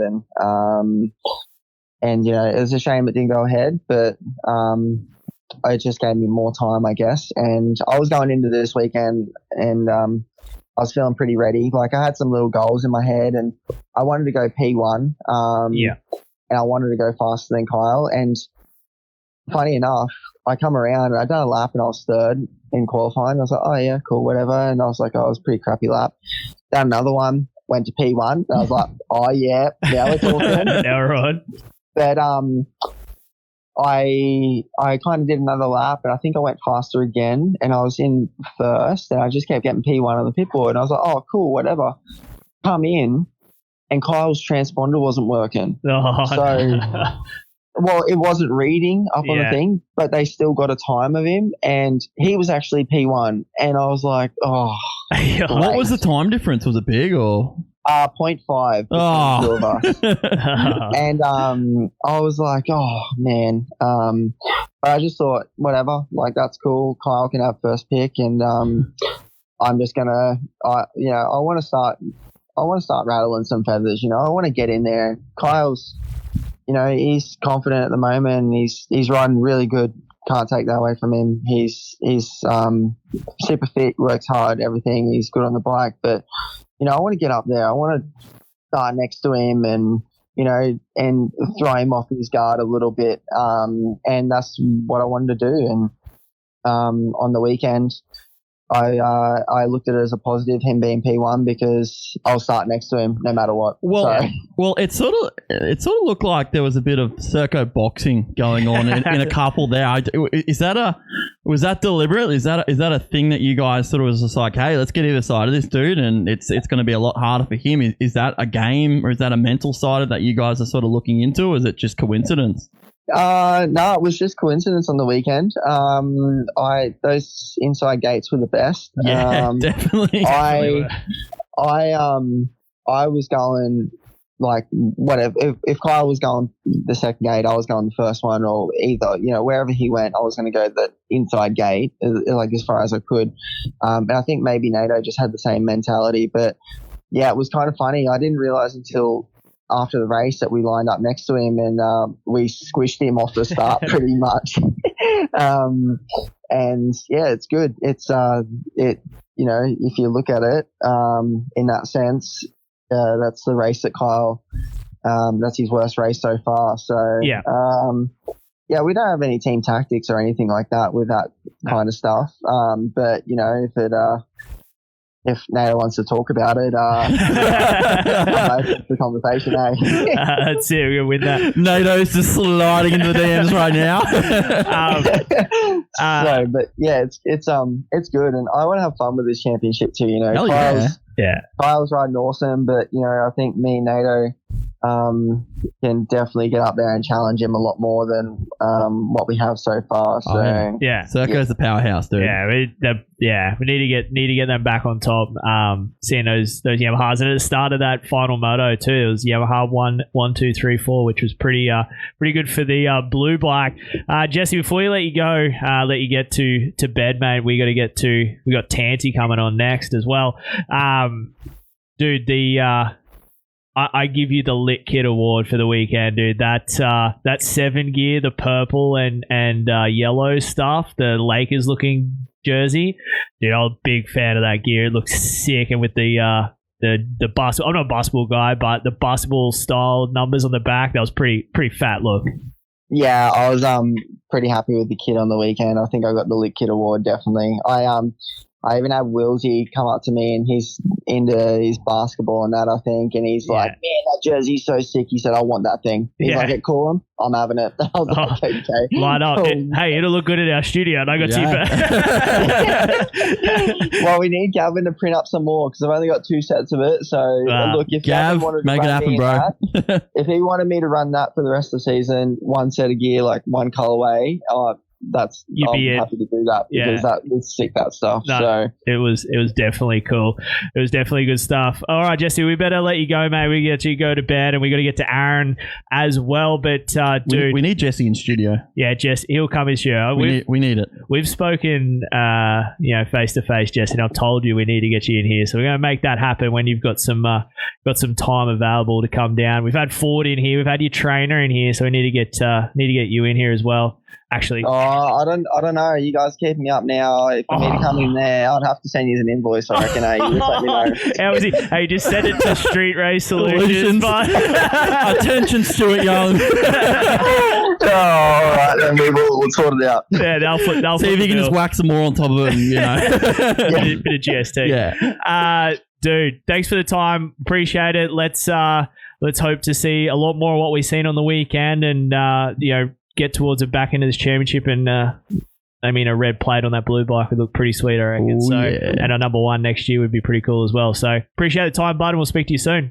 No, thanks, guys. Appreciate it. Thanks for having me on. And, make sure you buy into those JD14 stocks as well, because those things are going up. Oh, we were going to put it in there, but we already knew. Like, after round 2 Canberra, I was like, I know where I'm at with this. So. We were trying to mix them up because I could have went a lot of high ones where we were just buying lots of stock, but I had to. Yeah, I was going to go high on Dobson. Dude, yeah. It wasn't even a question. Yeah. But we're buying JD stocks, mate. Don't worry about it. JD14, we're in. Sweet as. All right, thanks, guys. Thanks, appreciate it. See you, Jesse. Thanks, mate. Cheers. Jesse Dobson, incredible. He's a cool dude. Just a genuine dude. It's this kid in 10 years. Yeah. And that's what it is. And we apologize, Lockie. He was definitely on one. Then I was like, I'll let Lockie ask a question, but Jesse was. He's good. Good dude, interview. Incredible. He's good to talk to. Oh, yeah. I want to get him in here. Yeah, I've spoken to him, but you look up to that dude. Yeah.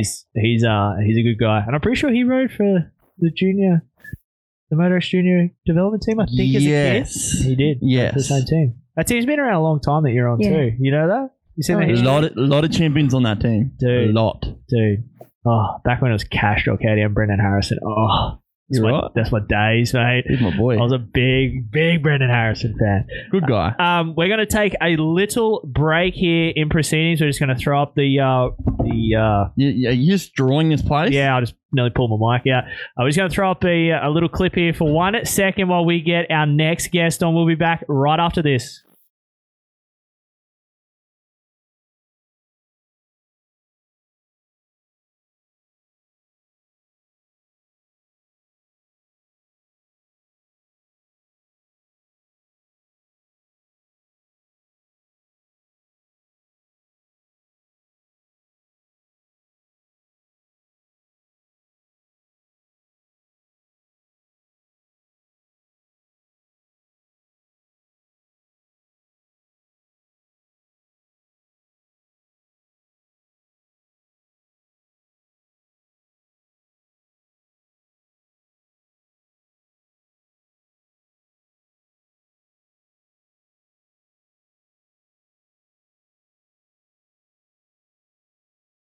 Welcome back to show 46 of the Moto Limited Show, presented by Street Race Solutions and Backyard Designs. Nick, we have our second and final guest of the night coming up here. He's going to be brought to you by Queensland Bike and 4-Wheel Drive. Very convenient, as they are a gas dealer up there in Toowoomba. They are pushing them things out the door. Carrot is just endlessly pushing bikes out wheeling them out. Gas, Polaris, KTM, and Kawasaki. If you're in the need for anything, accessories as well, go and see the team at QB4. Carrot, Jeffrey, and everybody else up there definitely will help you out. We are joined tonight after a very solid ride from the number 9 Gas Australia rider of Aaron Tanti. Aaron, how are you, mate? Yeah, I'm going good. How are you guys going? Mate, we're kicking it here Monday night. Bit later than usual, Trent. Bit later for us than usual, but do we appreciate you for staying up and giving us some time tonight?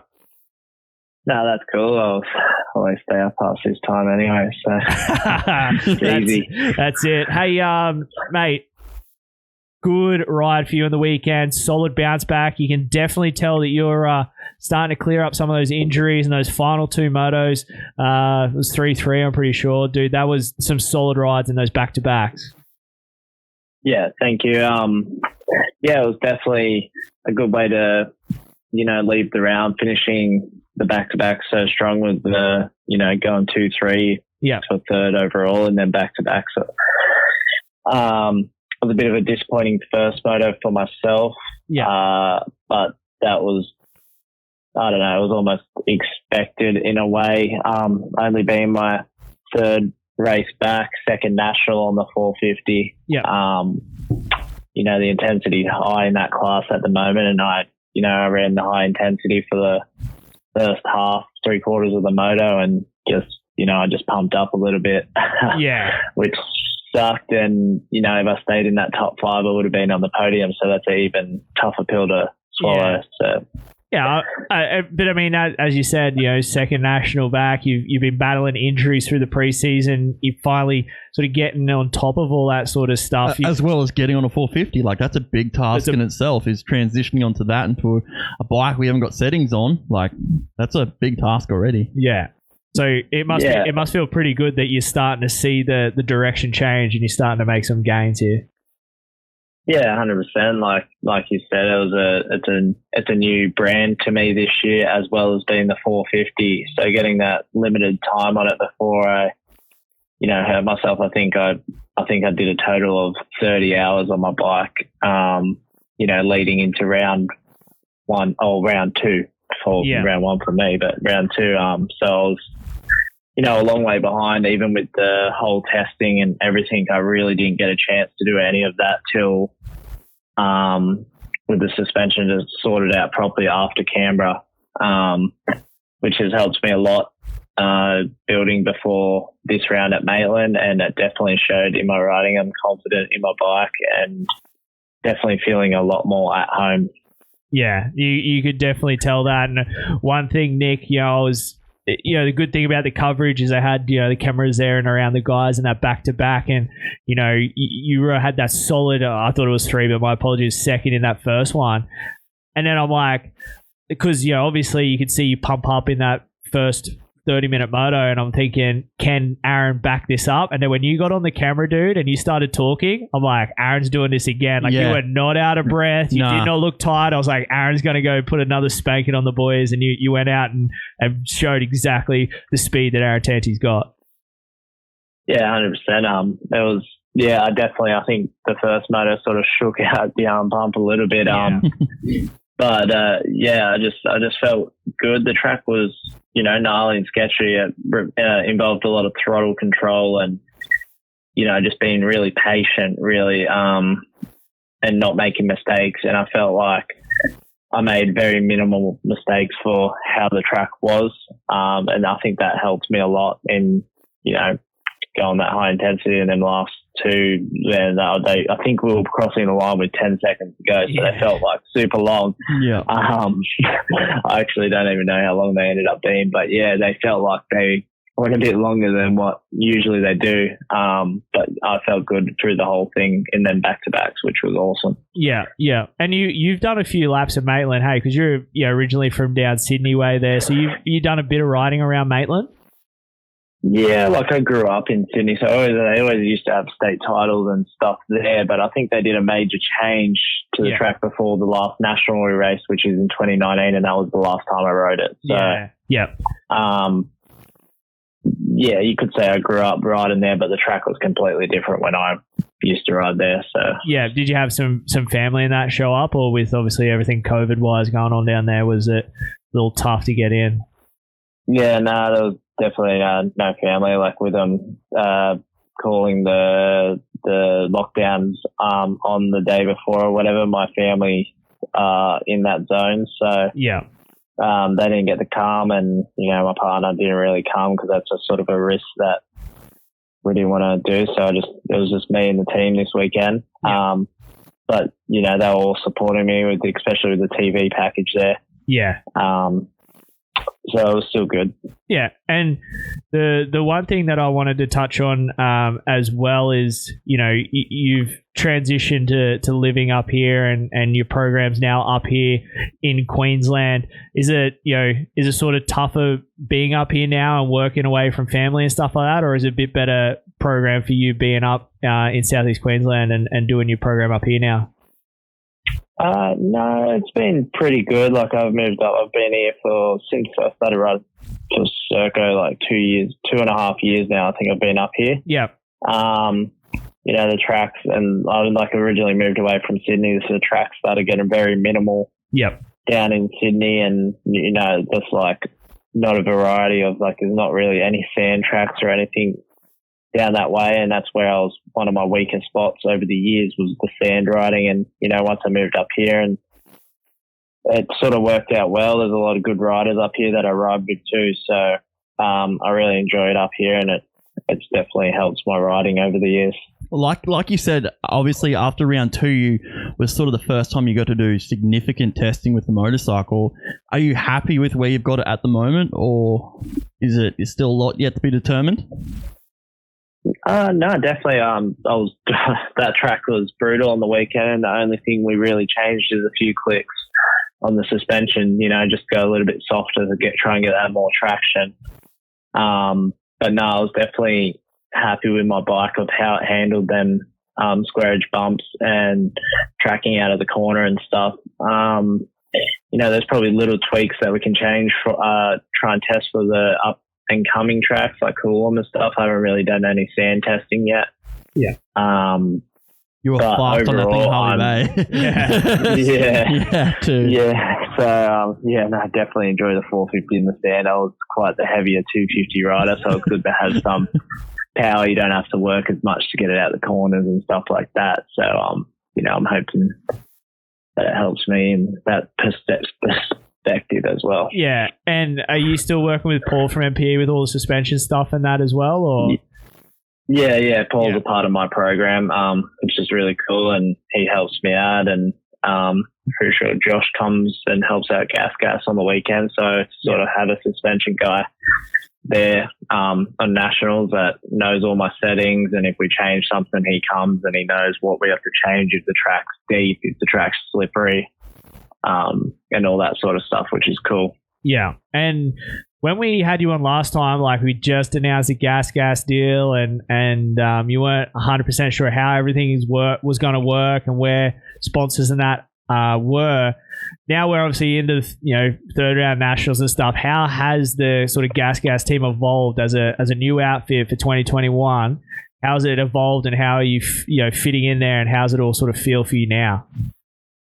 They've been evolving really well. They're doing a bit of a different structure than what most teams do, as you guys probably know. But they sort of run the one factory 450 rider under each truck, like at a gas Huffy and KTM. But then they also got an enduro rider, so them trucks go to the enduro events with the same mechanics. So it's a bit of a different program, but it's all working out quite well. It definitely keeps them busy, but everything's fallen into place well. Yeah. For us guys, and we all work together, and it works quite well. I'm going to start spreading the rumor, Trent, that Kerrod Morris is the official test rider for Aaron Tanti. Spend a lot of time in Toowoomba, hanging, obviously riding with Barham and Kerrod when he decides to put a set of gear on. So that's the new rumor. Kerrod's the official test rider. He's for pushing you Aaron around.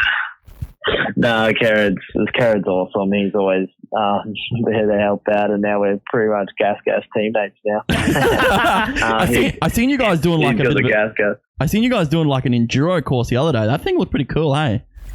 Yeah, we were just riding out at Barham's, and the track was a little bit dry, and we were just riding back over the shed, and we just spotted some logs, so we started hopping them, and we got a bit carried away, and the machine come out and put a little course together. That's sick, dude. that was good fun. We were like doing sprint laps around it, trying to beat each other's times, and we were like, "Holy shit, this is actually hard." Yeah. Those enduro, those I like the videos. They were cool. Those Yeah. endurocross boys are nuts doing that sort of stuff for a living. Hey, Aaron, we are joined in studio here by one of the up and coming junior riders, young Lockie Allen, and he said he's got a question for you. Fire away, Lockie. So how do you like prepare for big race coming up? What do you like? Are you talking like the week before? Or are you talking like sort of long term-ish? Like Probably more week before. the week before, I usually try and get in, a few rides, preferably one closer to the weekend, just to shake the body out. But I sort of ease off the hard sort of training. I might do my last big motos on Tuesday, Wednesday, maybe at the latest, and then the rest of the week's kind of easy going, just to make sure that the body's 100%, because we obviously do all the hard work, in the pre-season or the weeks coming. So the last week's definitely just to make sure you're 100%, your body's feeling good, and, you just sort of work on your little skills. Cool. Good job. They're going to taking places, getting on the Aaron Just in there program. taking notes. Yeah, he is. What about your diet? What's your go-to, Aaron? I'm pretty sure I've asked Kara this before. What's your go-to meal the night before, say, a national? Oh, I definitely love a bit of pasta the night before. Yeah. The team's doing some pretty cool stuff. We eat dinner at the track now. Between the three trucks, they whip up pretty much a buffet. That's sick. So we've been eating dinner at the truck at the night times before, and they usually whip up a few pasta dishes and a few other things, which is pretty cool. But definitely if we was going out to a restaurant or whatever, I prefer to eat some pasta. Go fast, eat pasta. Isn't that fast, eat pasta. it. And Caroli won on the weekend too. Yeah. Yeah, that's all right. Madly basis. He's adding to his record there, that's for sure. Dude, he's a badass. Now because you obviously just handed your lit kit award out. Yeah. I'm giving my lit kit award out to Mr. Aaron Tanti, dude. That gear you run on the weekend, I liked it. That stuff was cool. Did you pick that out and seen that? It was just like, I'm going to run that. Or was that sort of a planned thing, or?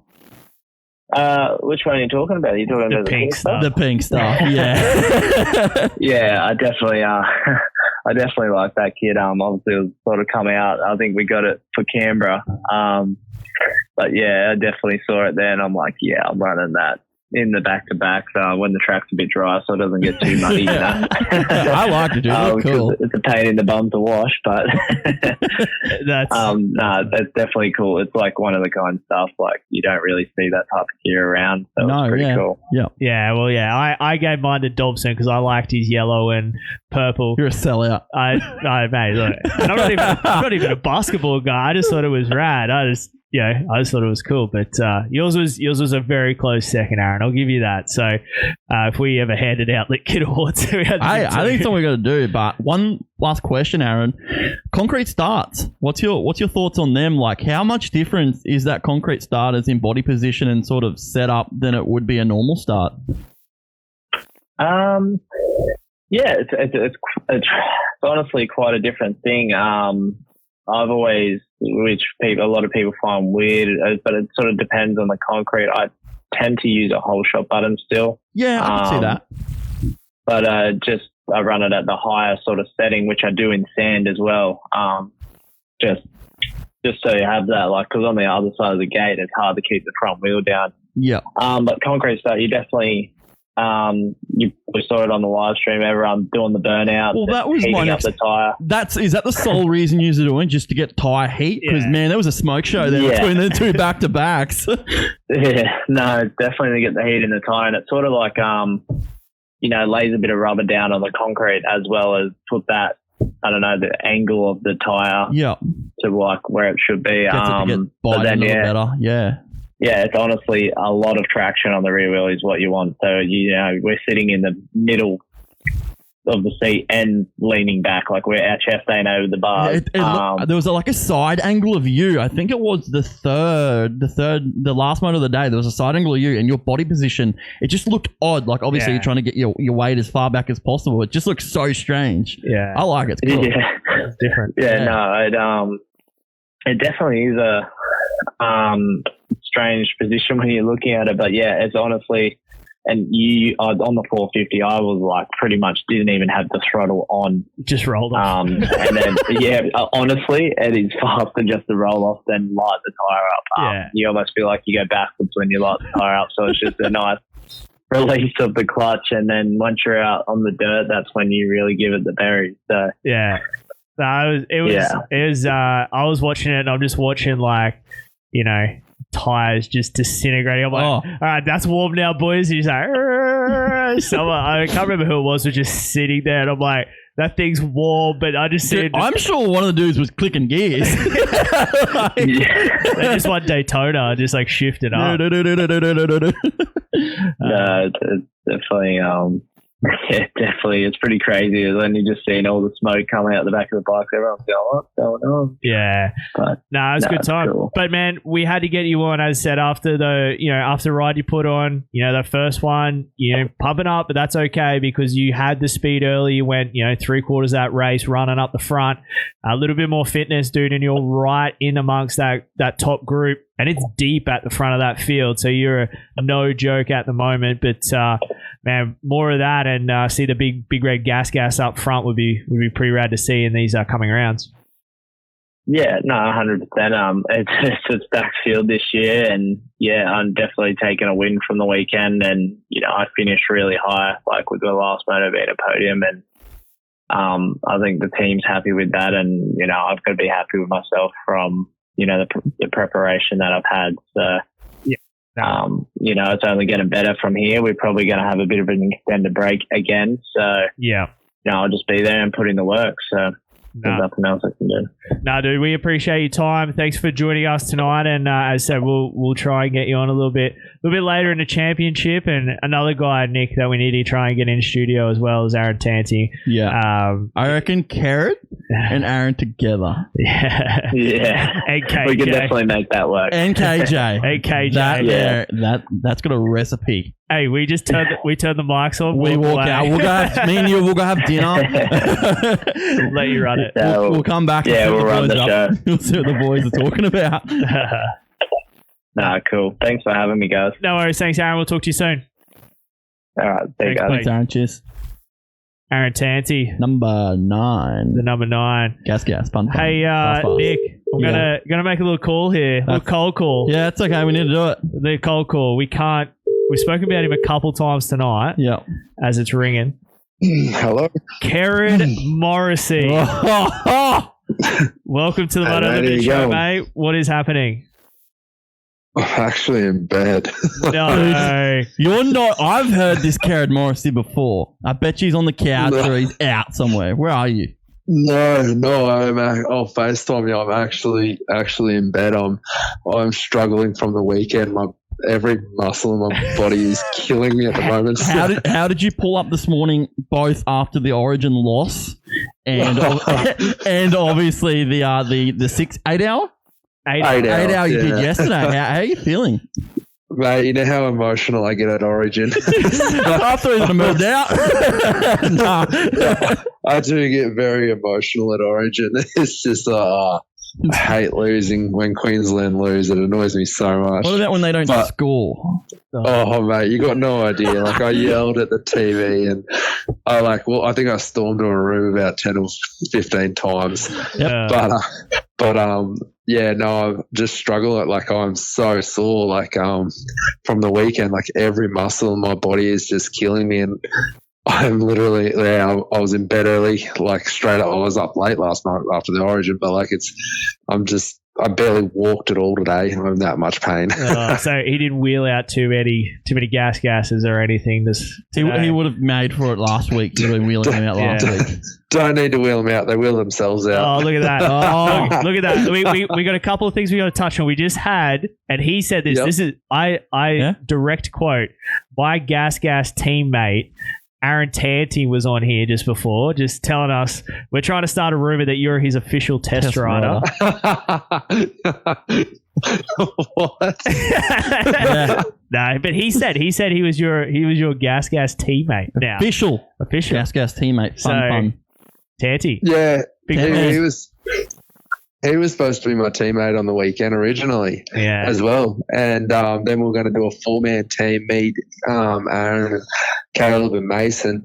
And unfortunately, the other two boys, they went to nationals, and Mason, he pulled out. But Mason nearly died. Oh, I do. Yeah, I know. his whole reason he didn't want to race the Enduros because he thought he'd get hurt. And I went and watched him do that jump at Stanmore. I'm like, yeah, I'm pretty sure the Enduro would have been safer. That 8-hour, dude, it looked pretty cool. We went up there and had a look. Nick and I came up and had a look, and I live there. And I came up to you, had to drive past your house to get there. But it looked pretty good, dude. Like, it looked like it was a heap of fun. Like, you're obviously sore and tired, but you obviously enjoyed the day, though. Oh, mate, if there's one thing I reckon every motocross rider should do before they fully retire and just want to kick back is go do a Transmoto. It is the best fun I've ever had on a dirt bike in a hell of a long time. Yeah. Like that, especially that track at QB Dam. Like, it had everything. It had hills, rocks, tight sections, open sections. Like, I'd looked at my my polar watch after the thing, and I was doing 102 kilometers per hour down one of the straights. What was your average speed? Oh man, I'd have to go into my little app, but I'd have a look. But I heard it was fast. Like, the whole track was pretty quick. It was sick. There was this one section up on top of the hill, and it was like Coolum. It was unreal, like Coolum deep sand at the end of, like, it was flat at the start of the day, and at the end of the day, it was like full Coolum back straight, whooped out. Wow. Like, and it was sick. Like, if you were training for Coolum, like, I'd be going up there if I owned that property because that's how good it was. Like, yeah.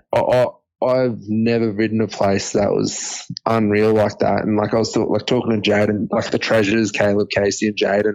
Yeah. And like they said, this thing has everything. So like the property owner and the team that put that event together there, and like we're lucky we got the rain too. It was one of the best ran, fun, like testing events I've done in a long time. That's for sure. It was good fun. Yeah, well, Nick and I, we spoke about it. We may have to do one, but Nick was not a fan of 8 hours. Yeah. No. But you got a team of 4. A team of 4 would be sick, or even a team of 3. Like, my hat takes off to those guys that did the Ironman. And Tony Price. Oh, dude, I seen him pull like when I went around for my lap, like he was pulled up with like a random helping him when he got, like, this guy must have crashed. And I think he broke his leg or something. Oh, but, wow! Like he pulled, like, I think he was first on scene, pulled up, helped him out, stayed with him and everything. Like, and like, but like when he was riding before that, like, holy shit, he was fast. Yeah, just a class act. But Kerry, one of the questions I got for you, from what we've seen of the Lucasville Pro Motocross, Mr. Marvin Muscan. Yeah. Are we getting a win or what? What's going on? Dude, you're happy. It's I don't really know what to say. Hey, Karen, I didn't even word him up that I was going to call you in either, and he's got these in the bank. I've been waiting because I would have had more response. Literally, I'm like in bed. I was in bed, half asleep. Basically, for the listeners out there, when Lucasville Pro Motocross or AMA Supercross on and Marvin does something good, I reckon, Trent? 30, 40 seconds after the finish line, I will get a call. Yeah. I will then have time to message you and go, you've got a call coming. By the time that text message gets there, you are answering the phone. Yeah. So, Carrot, we want to know right now, what is going on with Marvin? Is he getting this win or not? Look, I'll put my faith in it. Like at the start, you boys didn't think he was going to get a Supercross win, and I told you as a third party looking in at on the Moto Limited Show, like, and my expertise, he got the win. Motocross, it's a little. I've got faith again. I think he is talented enough to get him, like, shock everyone. It might be one round towards the end. He'll find a setting and and he'll just come out strong and blow the doors off everyone. Who's winning this thing? Oh mate, like it's one of my favorite riders is Fernandez. I'm French guys. Yeah, I'm kind of hoping he wins it just because. Yeah, I'm not I respect Roxon as an athlete, but I'm not a huge fan. Yep, I agree with that. Yep. But overall, like if I want someone to win, I want Adam Cincerolo to win it. Yeah, my boy. Just like I think he's just an awesome rider and naturally talented. So yeah, and he's on like the bike that builds champions, Kawasaki. Oh look at him! He just keeps hopping brands, doesn't he? Got something for Polaris yet, mate, or what? Yeah. Well, nothing rides like a Polaris thing outside. You are right. There you go. All right, 2 more before we let you go to bed. Quick cold call. Karen Morrissey from Queensland Bike and Full Drive. 6 characters in Toowoomba. Oh shit! I thought you said my address, and I was like, dude, send them in. Hey, I might end up back there. I can't do that. How's the shop going? How's everything going up there at Queensland Bike and Full Drive? You look like you've been wheeling some units out the door. Yeah, it's been really good. It's but all the brands have been getting good stock in and supplying really well, and filling in back orders. End of financial year is always stressful. So have been ran off our feet, like me, Jeff, Dad, and all the team for that matter. So we have been ran off our feet, but no, it has been good, and just keep plodding along, eh? Yeah. Last one. Shoot. We are really starting to see how when you share some love on social media with the Moto Limited Show, you got a little social media hype back. Yeah. You see that? Mate, you give a little, we give a little. That's how it works.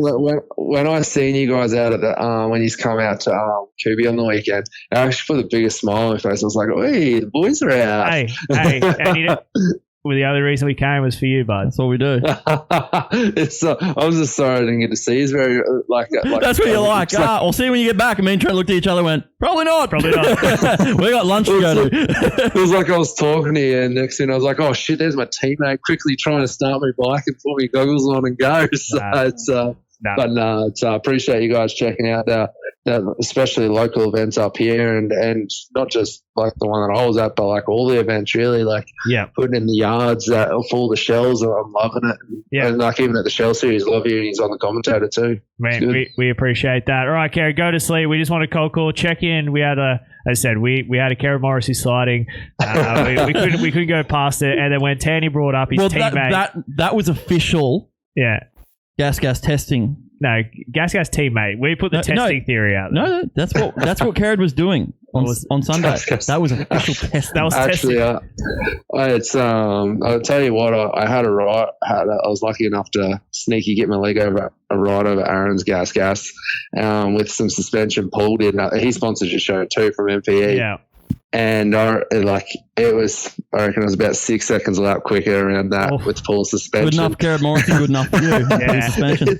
It's on his bike. I jumped off and I'm like, dude, I can't ride this anymore because if I jump back on mine, I'm going to have to go send mine to Paul and get it done because I'm sneakily wanting an enduro bike at the moment. Yeah, well, if you do want to get some suspension, you go to MPE up there in the Sunshine Coast. Paul's been doing it for years, does his stuff. We've got our young Lachlan Allen in studio here as well with us, Kerrod, and he is nodding away with the MPE suspension, so a bit of a fan as well. But MPE suspension. He's the best in the business, that's for sure. He's been in it long enough. He knows his stuff, eh? That's it.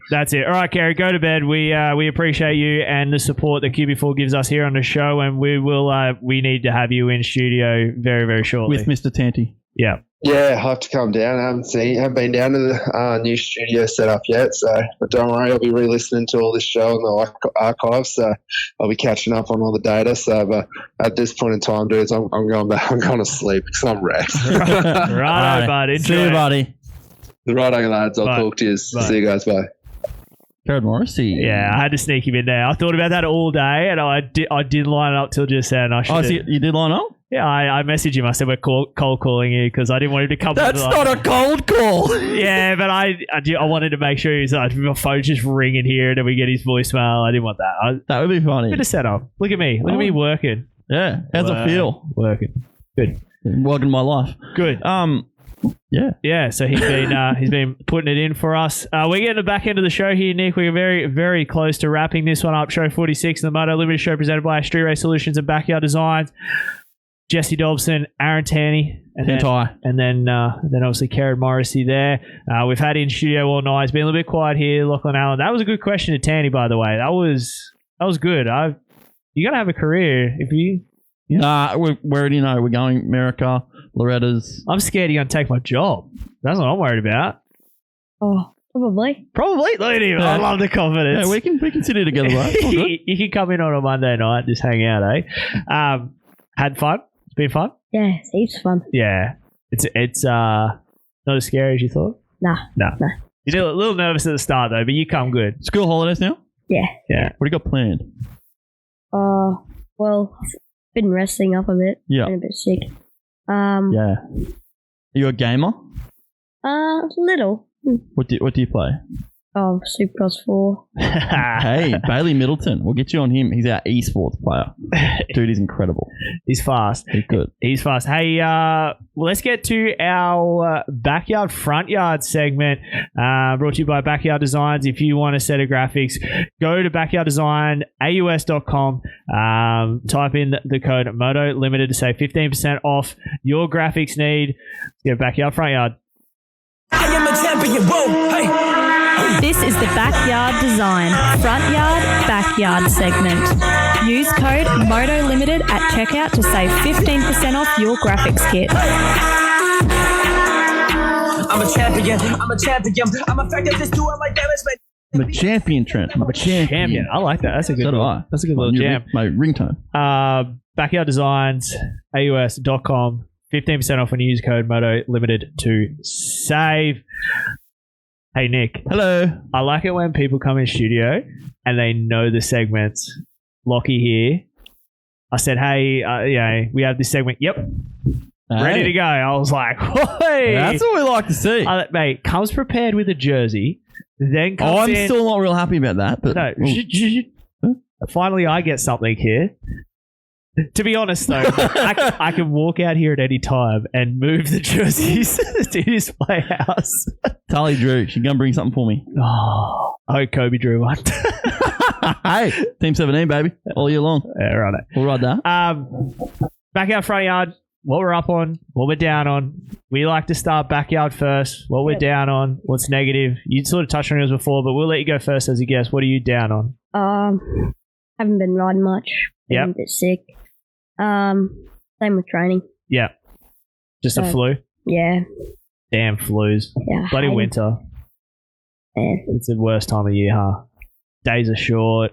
Yeah. It's cold. Hey. Try living into a Toowoomba. Hey, it's even... where he lives, they live in the Redlands. It's warmer than even here. Is it? Yeah. You imagine going, like, if you went to Toowoomba where he lives, dude, it's like Antarctica. I'd be dead, to be honest. Oh, dude, Sunday was cold, man. Amen. Like, I know like people that were camping at the Transmoto thing on Saturday night. Like Saturday night in Toowoomba, I was cold. I would hate to imagine what it would have been like at the track. They were scraping ice off the bikes. Oh my god. Yeah. Don't go to Toowoomba. No. It's a lovely place to look at. Good spot. How'd you go? Did you like it? What, Toowoomba? Yeah. Oh, good. I love Toowoomba. I just would never live there in winter. Ever. Yeah, my body aches too much in the cold. Nick, what are you backyard? Just busy. Yeah. Just ridiculously busy. I mean, that's a good thing. No, it is, but it's just like I don't get to do some of the stuff I enjoy. So it's just hopefully this week's a little bit more quiet and can sort of catch up and do some things. Yeah. We didn't talk today, Trent. No. Usually we talk 16 times a day. I missed you. I was busy. I missed you. Thanks. You were busy too. Oh. You were helping Warwick get married. Yeah. Stand by my way. And boy pulls a poem out 15 minutes. Yeah. Prior. Just read it. Nailed it. No worries. You're welcome. Nailed it. No, I owe it to you. I owe it to you. Monday night, 6 p.m. Australian Eastern Time. Yeah, 7 p.m. tonight. Thanks, Waz. Yeah. What about you? What's backyard, bro? Dude, I was going to go with the starting a little bit later, but things happen. And it's just me. I've been OCD a little. I was like, me and you went at it last night about pushing the show an hour. And I'm like, I just can't. And then I threw my phone. Oh, it's just my OCD. Like, if I say we're doing something this time, every night, every week, I've got to do it. And then I was kind of like, and I bit the bullet. I mean, it helped out these guys, Lockie and Steve coming in the studio. It helped them get here in time, and it was all good. But how do you feel now? I feel fine. Like exactly. I feel good. It just, as I said, if my OCD was kicking in, and I was like, I'm free. I don't want to push the show, but it was a good show. We had great guests. So my backyard was just pushing the show an hour, but it's only for 1 week. We're back 6 p.m. next week, showing Eastern Standard Time, giving away some oil deals and some stuff. What are you up on? What's your front yard? Oh, school holidays. School holidays. Yeah, I can get around that, dude. That's the one thing I miss of school. Yeah, hated school. Yeah, love school holidays. I think it's my second week. Second week. Oh, you private school kid? Yeah. Still go to school? Yeah. Dude. Still going to school? Dude, what's your favorite subject? Probably math. Really? He's a wizard too. Gonna be good. Yeah, smart. Gotta be smart. Gotta have school, all right? Racing's good, but you gotta be smart and have school, all right? Ain't gonna last forever. Good bit of advice, all right? You can make a lot of money. Well done, Trent. But be smart, because some guys don't go to school and don't have much to fall back on. All right? I like it. A little wisdom here. I like it. I like it. Good. What about you? What's up? Got to stand by my best mate today, get married. He got married, and I love those guys, so it was really, really cool to stand by them. Got to play some games this week with a certain person from a certain factory team in America. You're just a big media guy, bud. How'd you feel? How did you feel when I was just like, I sent him a screenshot. It was like the person I was playing with, and it just comes up there. It just comes up. I am still an 09, AC9, dream team. Playing freaking Call of Duty with Adam Cincerillo. Kidding. Yeah, look, you're kidding. Nah, that was pretty awesome, and like a lot of cool dudes like Connor Olsen. Yeah. Another kid. I can't think of the name at the moment. He's going to come on in a couple of weeks. Leonette. Yeah, Bradley Leonette, a real cool guy from Zambia, and he's going to be on a couple of weeks, Trent, and talk about it. But all those boys, AC, dude, AC can play. Yeah, he's good. I've heard he's a bit of a gamer. Dude, he's good. Yeah. Carried me. Triple J carried me. Connor Olsen carried me.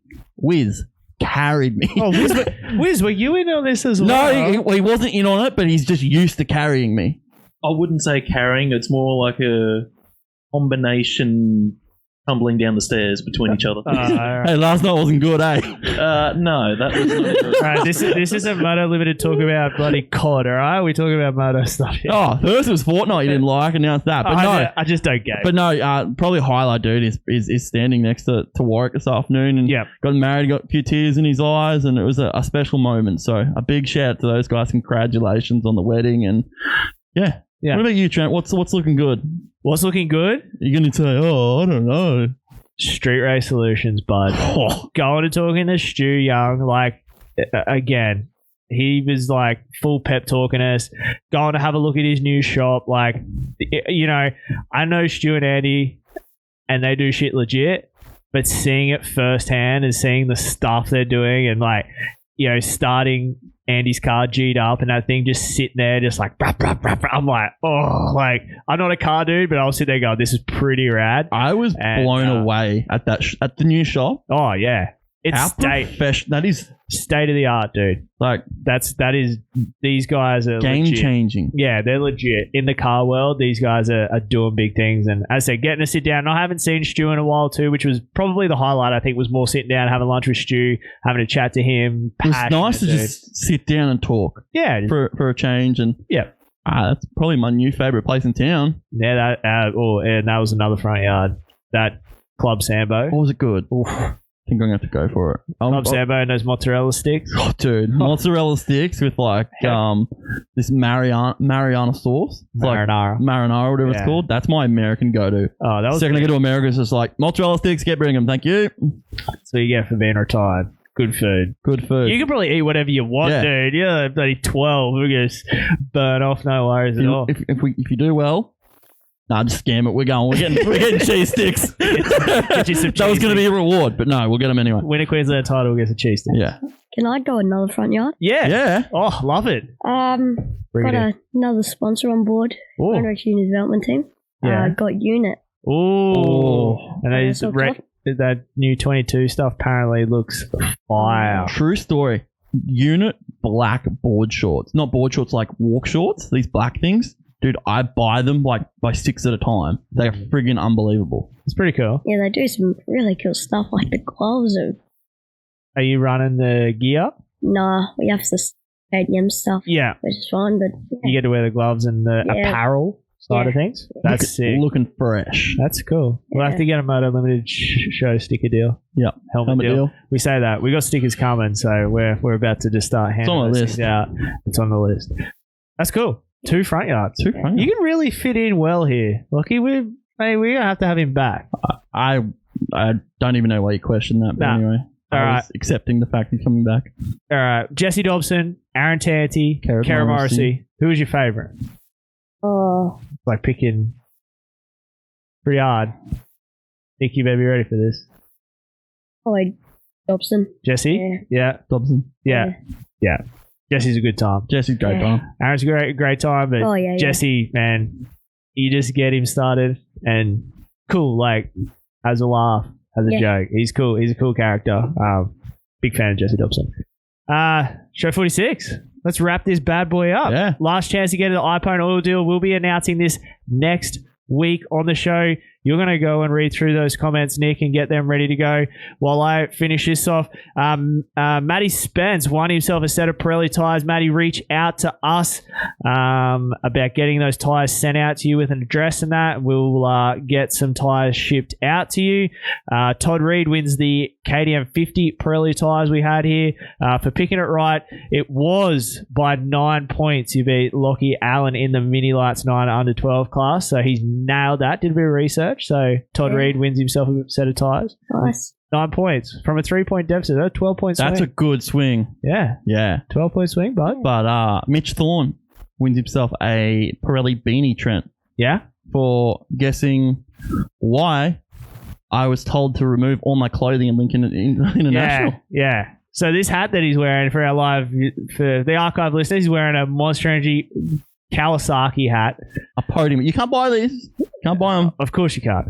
But it has gave it to me. It has a Dunlop logo on the side of it. This guy walks into the Pirelli factory with a Dunlop logo on his hat. Dude, I didn't even realize. Yeah, you got pretty shafted, so you got reamed about it. Hey, which was funny.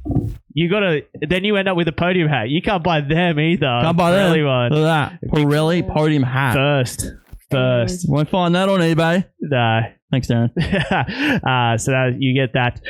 So yeah, that's gonna be that. As I say, get in the chance to win this iPhone oil deal. We'll be announcing that next week. Talia Drew and hopefully Kobe Drew on next week. The two Drew siblings in Team 17, baby. Yeah, to have them on. We got some guests lined up for that one as well, Nick. That we'll be finalizing throughout the week. You know what else our listeners should do? Yes.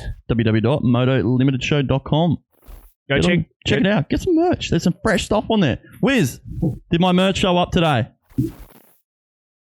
Oh, sorry. No, merch did not show up today. So okay, maybe tomorrow. Okay. But we do have. It was just PayPal you could pay for last time. We now have credit cards set up there. So if you don't have PayPal, you go on their credit card, buy yourself hoodie. We got just normal jumpers now. Yeah, they tees. look cool. They're pretty rad. I got some coming on order as well. I don't like hoodies. I'm a jumper guy. I'm a hoodie guy. Yeah. I like jumpers. You like jumpers? Yeah. So we got them now available. We've got the new designs. I'm getting myself that Miami Vice looking one. That's my favorite. Do you want to obviously? Huh? Do you want to obviously? Oh yeah, dude. Probably gonna have all of them. I just want to see my name on you. No, yeah, freaking own you. Yeah, obviously. So get over there, do that. And while you're there, get in the draw to win the Privateer Takeover Challenge, Nick. We're midway through next month. We got a video coming out this week that we did down at Link International about what's involved with the prize. A lot of fun. How to get involved with it. Go to the website, motolimitedShow.com. Go to the Privateer Takeover tab. Pop in your details, what class you're in. You've got to agree to go to both rounds, so you do have to go to Mackay. But you get an entry into both rounds. Front row pit side of both rounds, and we'll supply shades and that as well. You'll get a free set of Pirelli tyres for each round, paddle for the sand, and maybe a mid-soft for Mackay, depending. Yeah. It's a bit sandy up there. That's a good question, actually, yeah. It'd be a good question. We've got someone coming on from Mackay in a couple of weeks as well from the club up there to talk about the track, so we can get a little insight. Yeah, I could probably go mid-soft, yeah. I've been mid-soft there before, I think. Yeah. I think it's a little bit more sandy though now. But it still gets that hard base at point, so it's that kind of in between. Yeah. These new paddles are cool, but yeah, they're a bit. You could probably run a paddle up there as well. Set of tires, Moto oil change kit, and also a chain clean and lube kit as well for each round. Did you enjoy doing that video? It's pretty fun. You know the one thing I like about that video? What? Are you blowing me out? Don't you dare blow me out. Oh, yeah, what? I don't know. No. The first take we did was unreal. What happened with the first take? We were looking at each other. Yeah, not the camera. We did this first take and off the cast did it awesome, worked out perfectly, but we're looking at each other. Steve and Lockie see me do one take on the thing before too. It was perfect. Look, pretty impressed. Easy, mate. Easy. Where's this? Now, the truth comes out with. How was it? Was it good?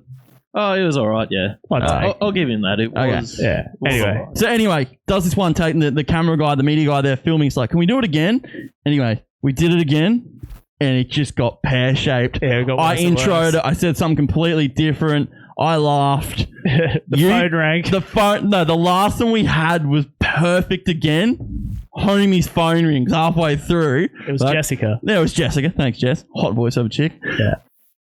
Yeah.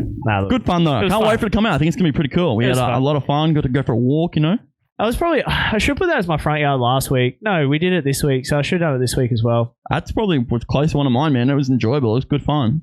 For me, it was cool to do that sort of stuff with my old man. Be in a position now that I get to do like cool doing stuff. it with my guy that does all my deals. And it's just cool that he gets to see me doing something that I enjoy. I enjoy doing this stuff. Enjoy talking for a living, which is ironic. I spoke to my nan on the weekend too. It was her birthday. Happy birthday, Nan. Happy birthday, Nan. And she said, "Oh, I've been watching some of the shows." She goes, "You're pretty good at talking." I was like, "Thanks." That's the aim of the game. So, but no, it was cool to do that. So it was more front yard. But it's good fun. Yeah. So we got that. So go to motolimitedShow.com. Enter. Has to be a championship class. All right. Any class though can be from 50s all the way through the big bikes. It has to be a championship class. All right. And we change up the oil kit change depending on what bike you are, but it's available to everyone. MotolimitedShow.com. You have to do Mackay and Coolum. Pretty much a factory deal on that one. Just bring your own bike. And we got some other stuff maybe going to be put into that deal as well, Nick. They're working on in the background, so it could be pretty solid by the end of all this. But this has been show 46 of the Moto Limited Show. Big thank you to everyone who supports the show here. Roo Systems, Street Race Solutions, Backyard Designs, National Luna Fridges, KTR Apparel, Pirelli Tyres, Queensland Bike and Four Drive, MP Suspension, and iPone Motorcycle Oils. Next week we'll be back for show 47. Kobe Drew. Yeah, we'll be announcing this oil deal into that. Aaron Tanti, Jesse Dobson, thank you for your time. Lockie, Alan. How good is that? You enjoy it? Oh, yeah, I loved it. Yeah, that's cool. Yeah. I like it. And I really appreciate bringing in the jersey. Yeah, cool. You've set a trend. All right, let's hope some of the other co-hosts from now on bring in some jerseys. Yeah. All right. But no, dude, all the best for the rest of the year. Queensland titles, Australian titles. We'll have you on again for sure. But yeah, hopefully bring home some titles and put some number one plates on that bike for next year. Be pretty rad. Oh yeah, for sure. Is that the plan? Yep. I like it. I like the plan. We'll go with that plan. Let's go with that. Big number ones. Wiz, thank you as always. Yeah, no worries, guys. Thanks for pressing the ones and twos because we didn't have a third camera tonight. So yeah, not tonight. Hopefully next week we might get it back. See what happens. Yeah, I just don't know what happened. I don't know what happened. Nick, thank you for showing up 5 minutes late. Hey. Added spice. I liked it. Did you like it? Oh, yeah, it was different. I really... Hey, what happened? It was a bit late. I'm not... We even tried to delay it. Yeah, I was like... Dude, I turned off Brisbane Valley Highway onto that dirt road. Yeah. Dude, it was nearly all over there. Oh, I was nearly running to the show. Nearly rolled her in the ditch. Yeah, I wasn't real good at reading the blue part, so... It's all right. I'll be back to read the blue part. Yeah. Next week. It's all back to normal. Yeah, we did. Thank you to my kids for what they do always. I'm actually surprised Jaden wasn't in here. He was busting my backside about wanting to sit in studio and watch the show. It's quiet too. Yeah, so but I appreciate my kids for doing what they do. The hot voiceover chick for everything she does, being my wife, letting us do this each and every Monday night. Everyone who listens live and on the archive, we appreciate each and every one of you. Next month, Nick, we've got a bit of a change up in our advertisers. Yep. We bid bon voyage to Pirelli and iPhone. We have They'll be back. But we have RK and Moto next month. We Bit got of shine and go, Trent. We got some stuff Fruit to give Loop away. spray. Fruit Loop spray. But we appreciate iPhone and Pirelli for being a part of these months show. Change up next week. Everything a little bit different. We appreciate you all for listening and joining us. But from Nick and myself, we'll see you guys next week. Yeah, thanks, guys. I said, I'm a fan of the show. What you guys got going on is awesome. And whoever's listening out there, you better keep freaking watching these guys because they're doing some cool stuff, man. So.